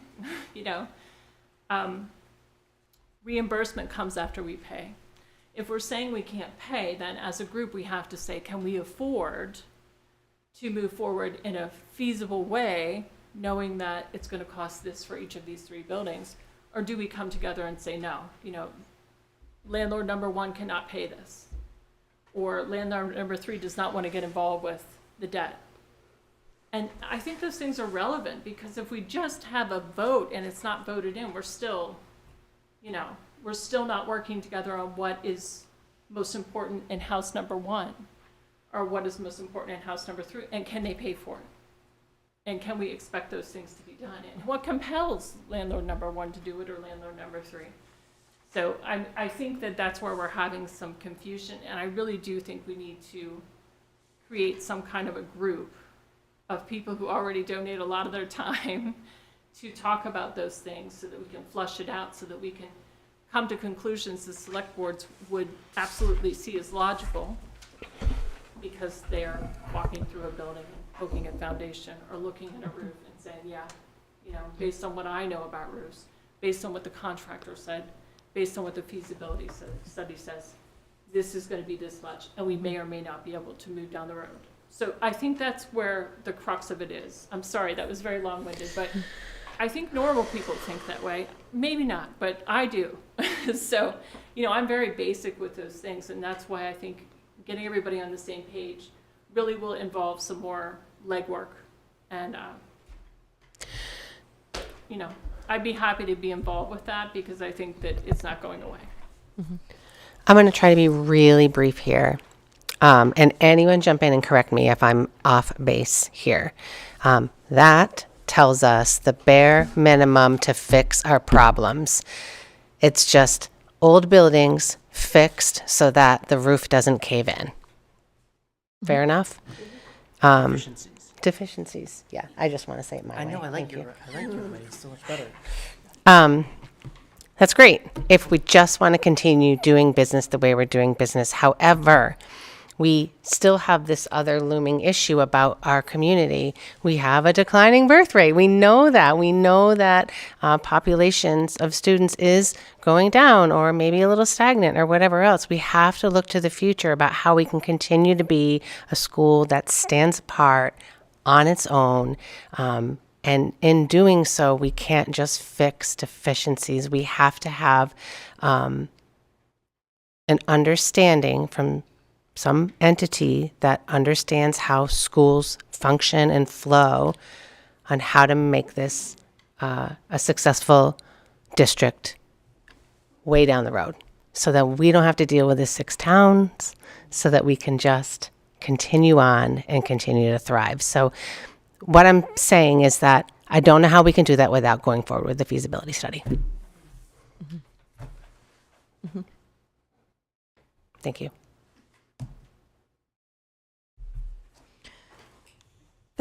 Yeah, go ahead. Stephanie, I appreciate everything that you said. I really do. The facilities assessment reports, in essence, for Bernardston and Northfield, not for this building because we own it, it was essentially the tenants paying external experts to come in and take a look at the landlord's building. Roughly a cost of 30 or 40 grand for each of those buildings, and the tenant presented the landlord with a gift.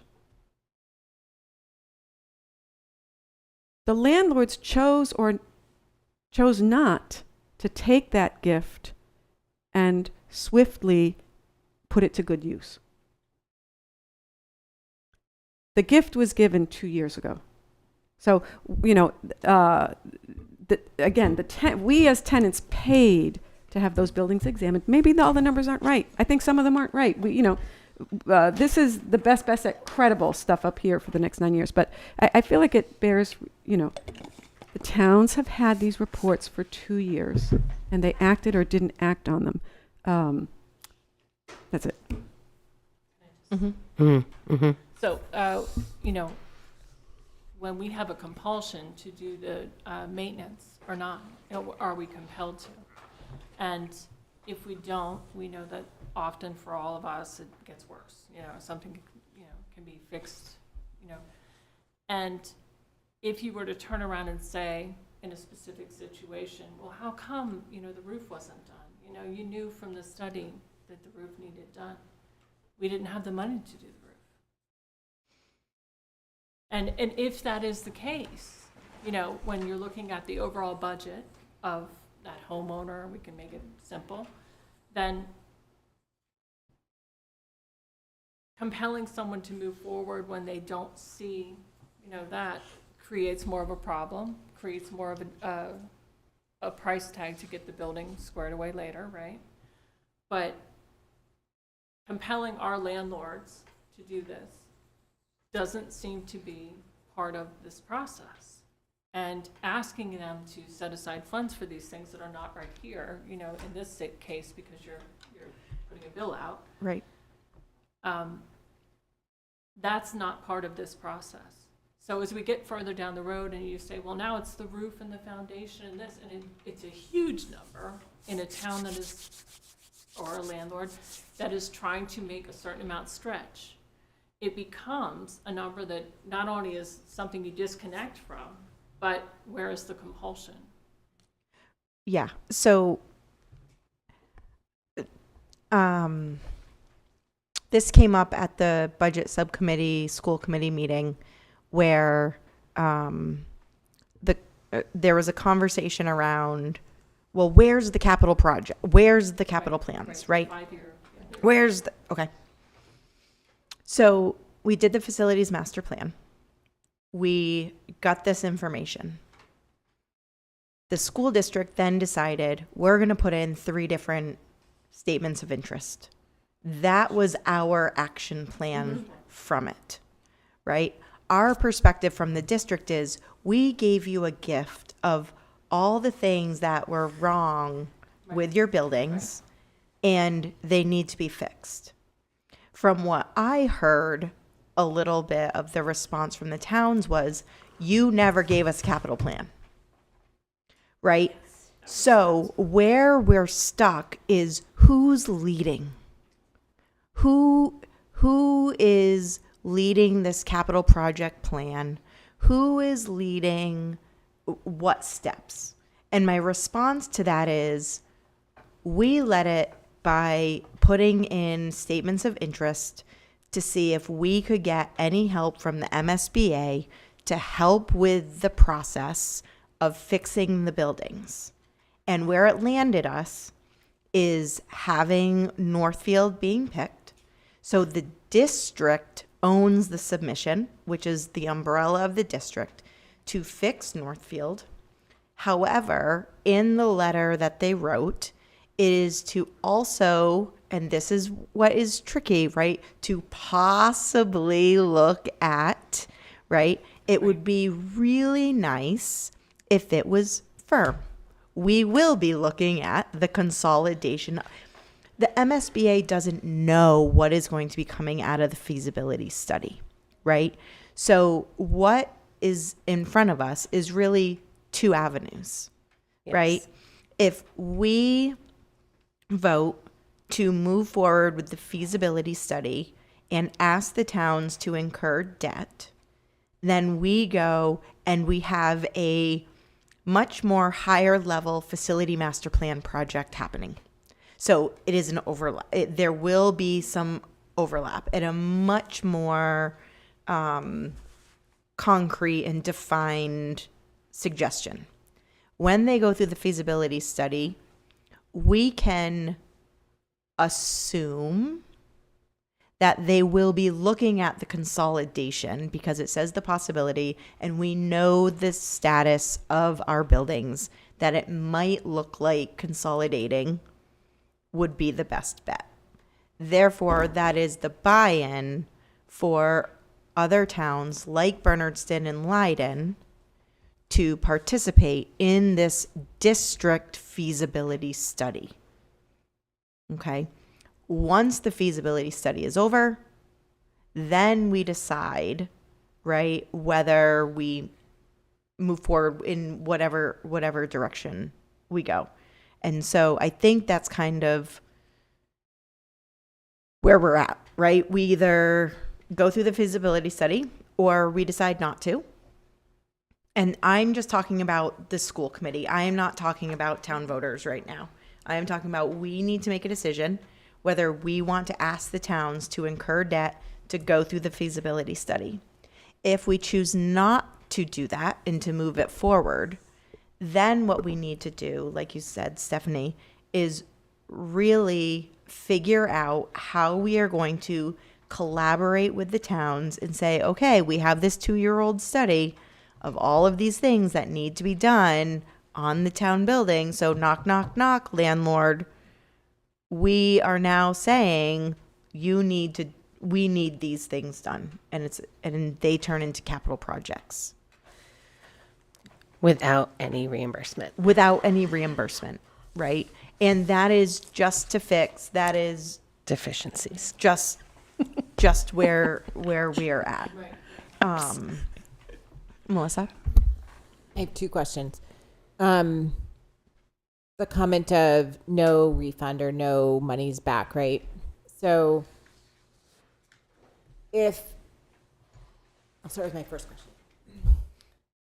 When I rented and something went wrong with my building, there was a process that I had to follow to get repairs done, whether it was inside or outside. It was very clear. I had to write a letter, had to give a picture, had to say what I thought needed to be done, what was not working. I could withhold my rent for a certain amount of time and escrow until that was done. I would presume that there's a contract between the district and the owners of the buildings, that when something needs to be done, there's an obligation from the school committee to send it in a very formatted way to say that there's work, there's a problem, it needs to be done. I understand and value all of the work that went into the Camden study. I totally do. I'm wondering if that's where the hang-up is that it was given to them and it wasn't interpreted to have met the criteria of, we're expecting you to take your items, and this is actually, did we, and I'm not placing blame, so please don't personalize this. Did we drop the ball somehow as a district in the way that we handled communicating to them that this is our capital project expectation? Like, I don't know, and I'm not saying you The did. towns know the responsibility of the Is buildings that they own. where the hang up is? Yeah. There was not an understanding. I think it depends on the perspective. Correct. That's So what I'm hearing. From us, or from me, and I'm just taking a stab at this. We had a choice to, not a choice necessarily. When we got the results of the facility master plan, we decided to jump on the SOIs and move forward in that way. Understood. Right? Could we have gone both ways and set up, meetings? But there is no process or procedure that the school district has with our landlords to set up capital plannings. There is no. Yeah, the lease, so our contract with the towns is through our leases. Mm-hmm. There's no language in the lease that says do this when you have a capital project that you want to have happen. There is no legal mechanism by which we can compel the towns to complete capital projects. There's no legal mechanism.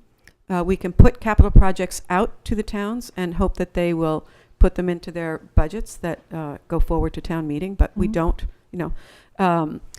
each town does have a process by which they set up a rotation of capital projects for their budgets. Yeah. And they will ask the district, are there capital projects? We made a strategic decision, as Melissa says. We were very active, and no one's blaming anybody, so I don't worry about that. No.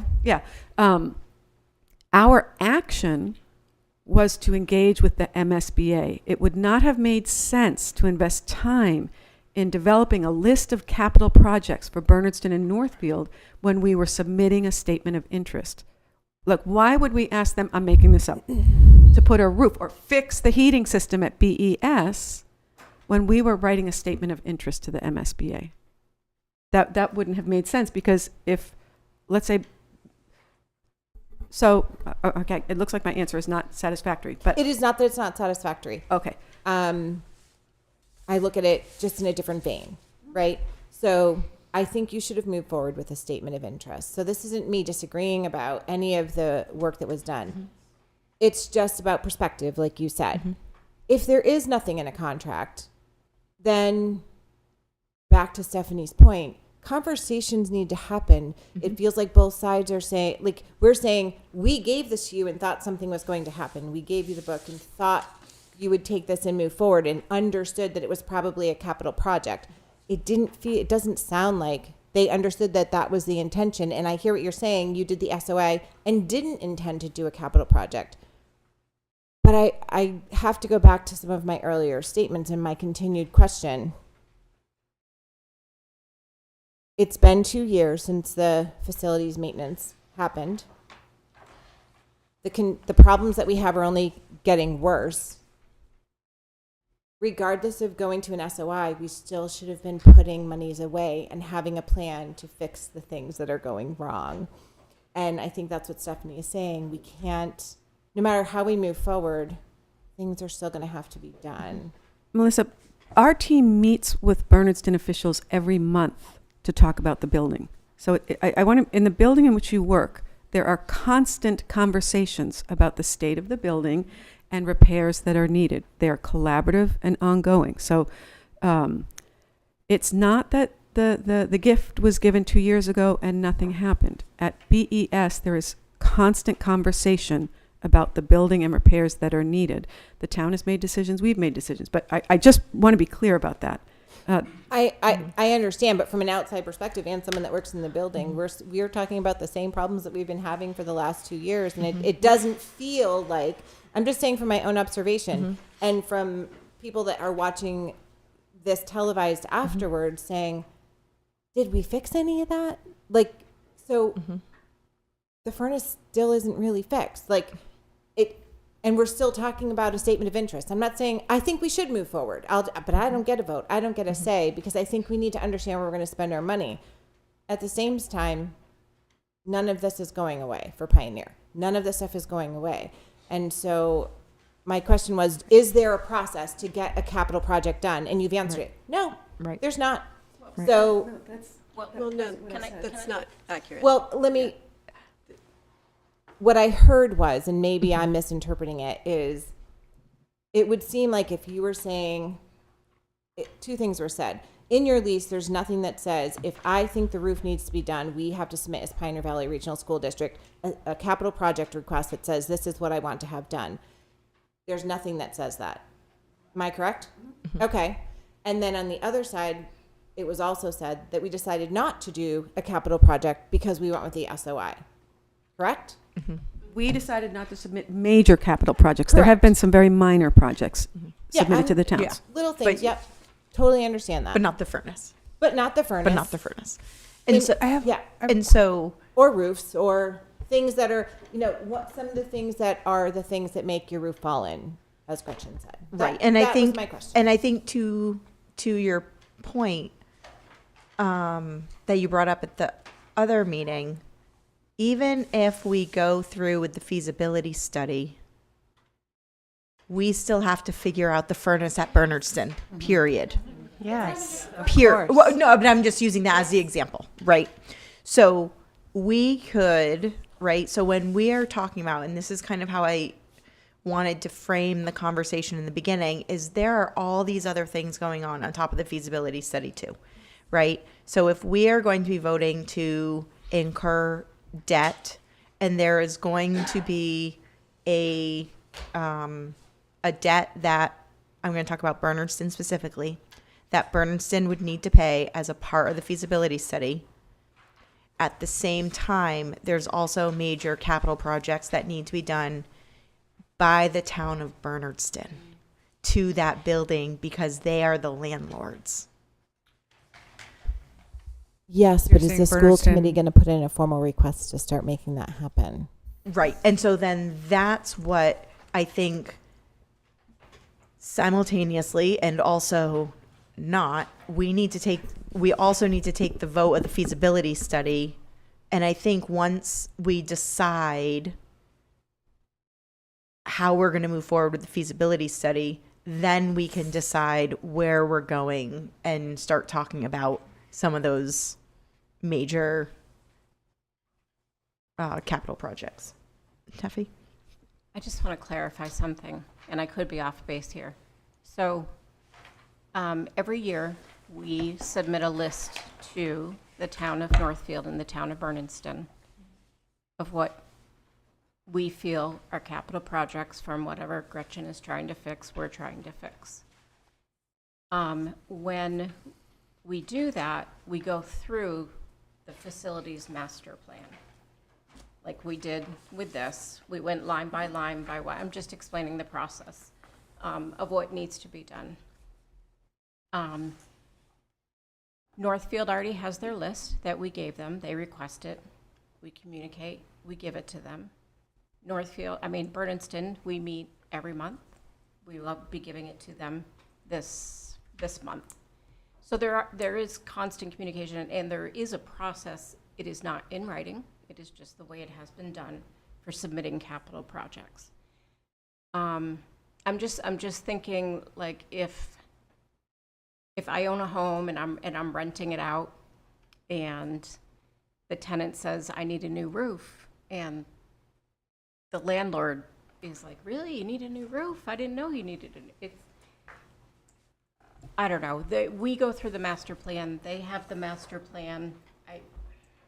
I'm just not so sure how much we continue to tell them of what their building needs. I don't know if I'm Right. okay. It's just ownership. Yes. Right. Yeah, I'm just Right. explaining a process. So Yeah. Stephanie and then Stephen. I think that what just happened is we flushed out like capacities of different players in this, right? We just said, well, what can the school committee do? And the school committee said, let's go and try and get some help for the overall situation and find a way to structure this in a better way and put less financial burden on our towns. And then what we also said was the leases do not have a form of legal compulsion to create a reasonable, not reasonable, whatever that would be someone's interpretation of maintenance so that we would not continue to develop large deficits, needed to pay out for these things. So thank you, because you're explaining your intent in this. You're explaining what your limitations are, what our limitations are as a committee, and also the parameters of the situation. You helped me very much with my 3-house scenario. Because if I'm in house number 3, for instance, and you give me a whole list of what's going on, and I say, no, I will put a tarp on that, you have no legal compulsion. You are not truly what we would think of as a renter. As you said, what we would think of with those, and I will say this, as we move on in this world, it would be logical, prudent, and completely normal for us to put those in our leases with our towns for our school buildings.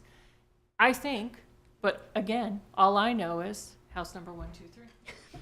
So that's, thank you. Thank you for clarifying, and thank you for saying that was your way of looking at an option for relief of the situation. I think that's a big deal.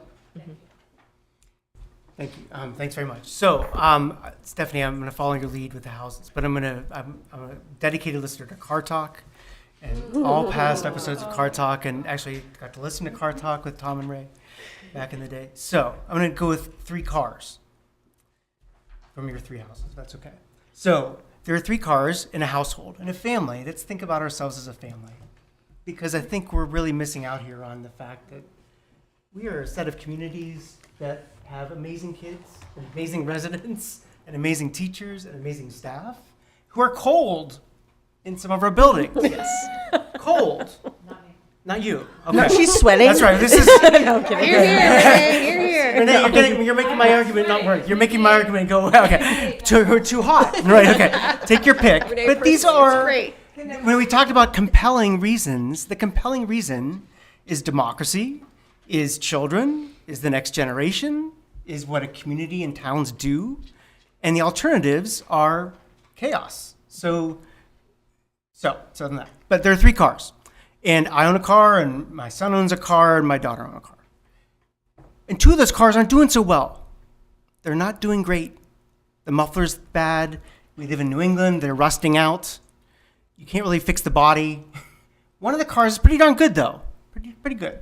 But we'd have to figure out, we have to build on and get a minivan because we'd have to, if we didn't use the other 2 cars, we'd have to figure out another way to do. So, I'm sorry, this is all going to come to a very clear reason. It's going to work. You're going to see how it's going to work. Now, I have to get to work every day, and my son and daughter have to get to work every day. So we have to figure out something right now, even though there's an oil leak and a gas leak and some Bondo that's needed. We got to do that now because we got to get to work. We got to teach kids. We got to have kids to our buildings. They got to be cozy, warm, cold, take your pick. But those cars have got to work now. And 2 of them have 200,000, 300,000 miles on the engine. And we're just not going to that. We know those cars might not be long-term cars, but they got to work right now. And what it strikes me, and what we do have this cool thing, this possible thing is with a 3rd car that could be really great. We have this deal, a 2-for-1 deal. That if we do this deal now, we're going to have more than twice the amount we're going to save over half the money we would have had to pay for a car that really we can use long term. But that deal is about to evaporate. So pretty soon we're gonna have 2 cars that don't work great and need a lot of work now, and long-term don't have a lot, viability might be a little rough. And we have a pretty good car now that also needs help now. And we could get a lot of money to get a better car for the long term. And we could pass up that opportunity. And so I don't know if I hope that is Sale ends soon. what's that? Sale ends soon. The sale ends soon. And the sale is 58, we have a 58% rebate on a really good car. A 58% rebate. That's a big deal. And so, anyway, I hope that helps because I like the idea of you have there are 2 paths happening. We've got to get to work, and we've got to figure out what to do with these 3 cars, and what's longer term possible for them. And and they've got to be really. What we have to end up with is a car that's really great for our communities. And I really think that's possible. And a much more boring comment, I do think there's some governance problem where we don't have this kind of intersection between towns and schools that isn't a formal arrangement. And I so appreciate the monthly meetings with Bernardston and so on, but it strikes me that we're just missing, we have a teaching and learning subcommittee, we're missing something, it seems to me, where these conversations are formalized and planning for getting to work today, but also down the line, and maybe that might be a useful construct to have. So thank you very much. Sorry. That was excellent. In the select board meeting, so I wonder if our chair could reach out to them because they were saying, so Northfield said if they had a committee, they would want someone from the Northfield school, someone who represents Northfield on the school committee to be part of that committee.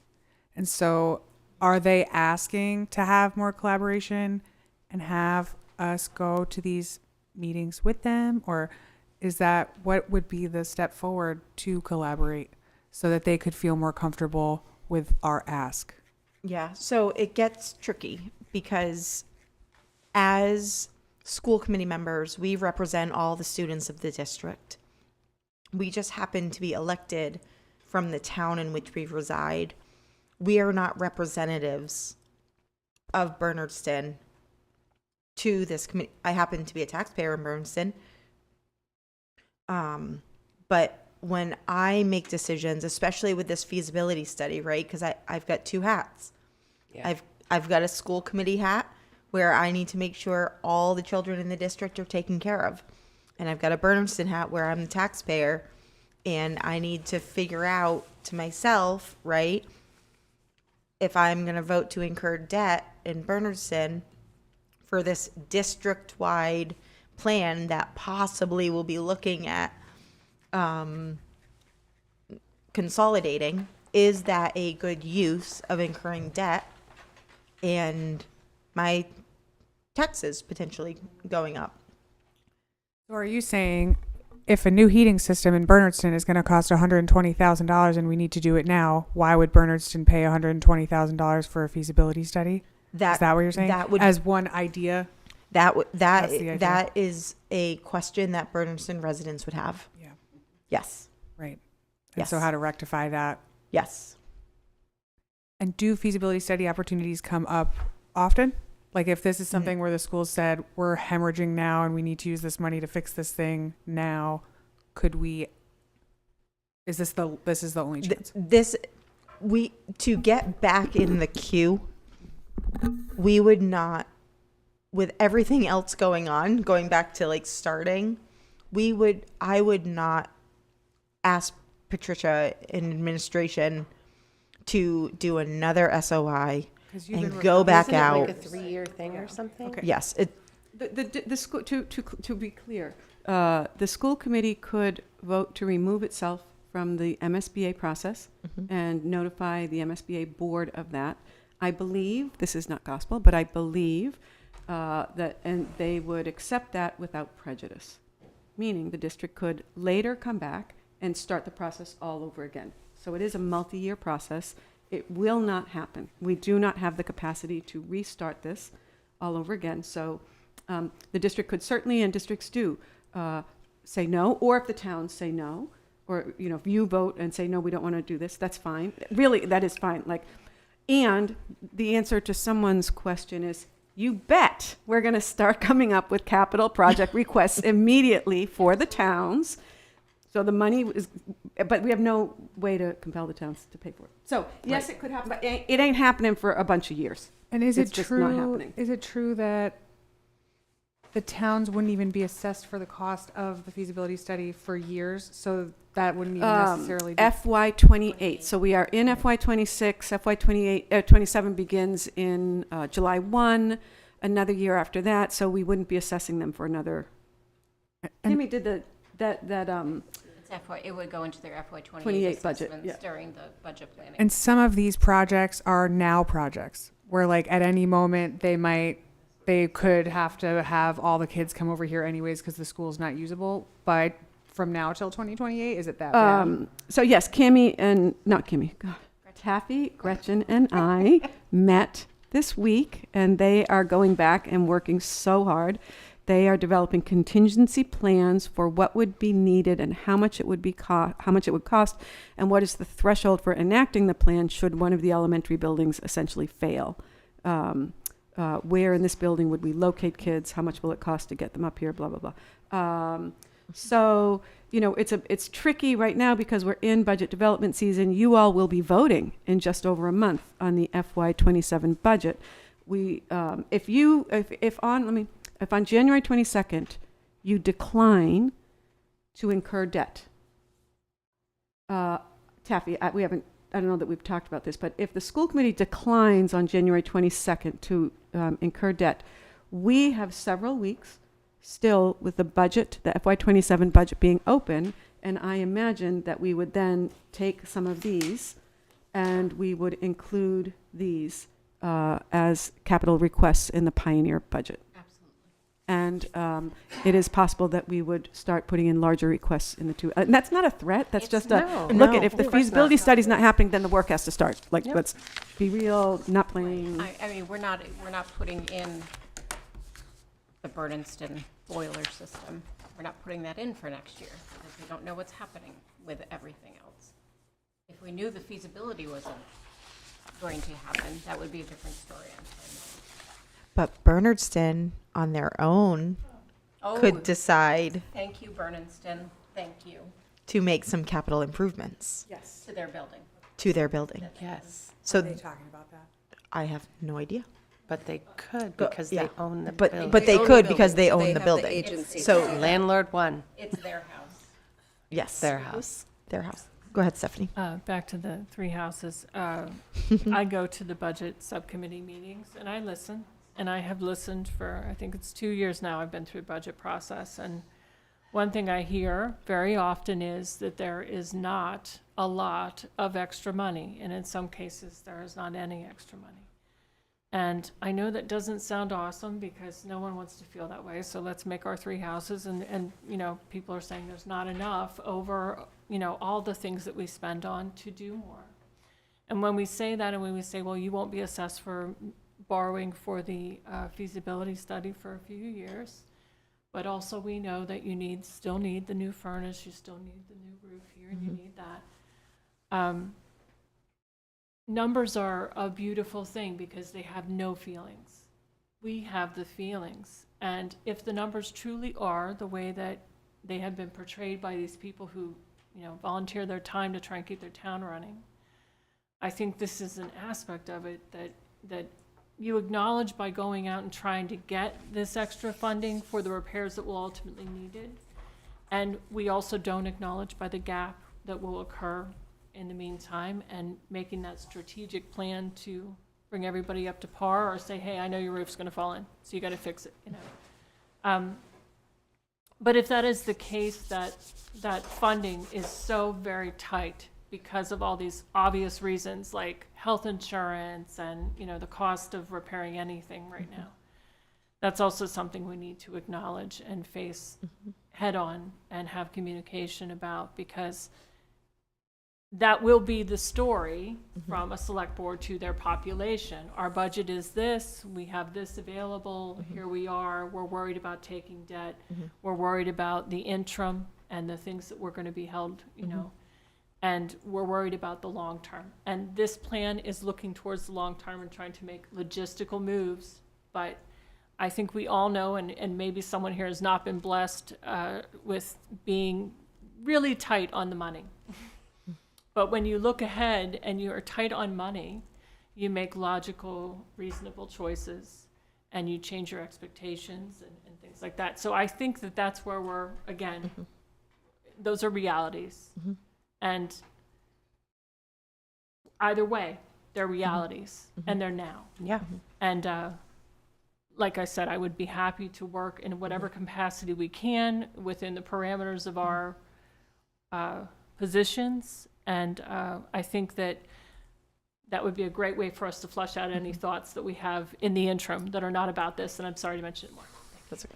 I know it's getting late. I just have one more question. Do you think that, as it stands with how much it will cost to eat to Northfield and to Bernardston, that even without a feasibility study, if it was, this is what it's going to cost, this is what it's going to cost you, and they said, we're never going to have that amount of money, do you think on their own they would make that decision to combine?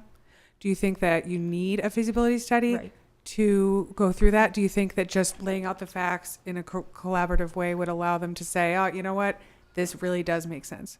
Do you think that? So what she's asking is, would we act upon the feasibility, or the facility master plan that says we should go to a one campus? Let's not have a feasibility study, and let's not invest the money in a feasibility study, and look at the Just bring facility everybody up master here. plan Because it and seems just like bring it's all the everyone up information here is there. and Okay. Yeah, that could and let's do happen, but that. I don't know why it would happen, because then we'd have to pay to redo the building and we would get no reimbursement from the state.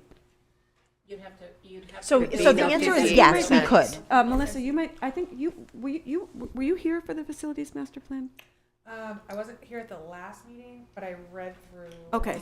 No, I mean for the process. No, you weren't on. So that was actually a super transparent and collaborative process that had representatives from all the towns, school committee, and I'd say really diverse opinions about what the district should look like in the future. Very active conversations. It was a little shocking to me that when the vote came up about, well, what do you think, which of these options, the ones that you liked that we put up, it was unanimous, including with any of the town representatives that were here.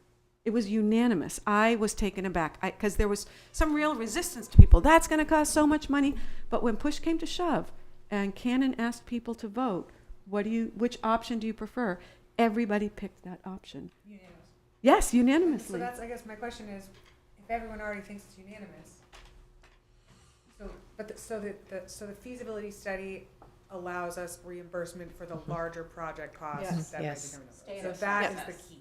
In the So Correct. everybody agrees, that's probably what's gonna have to happen.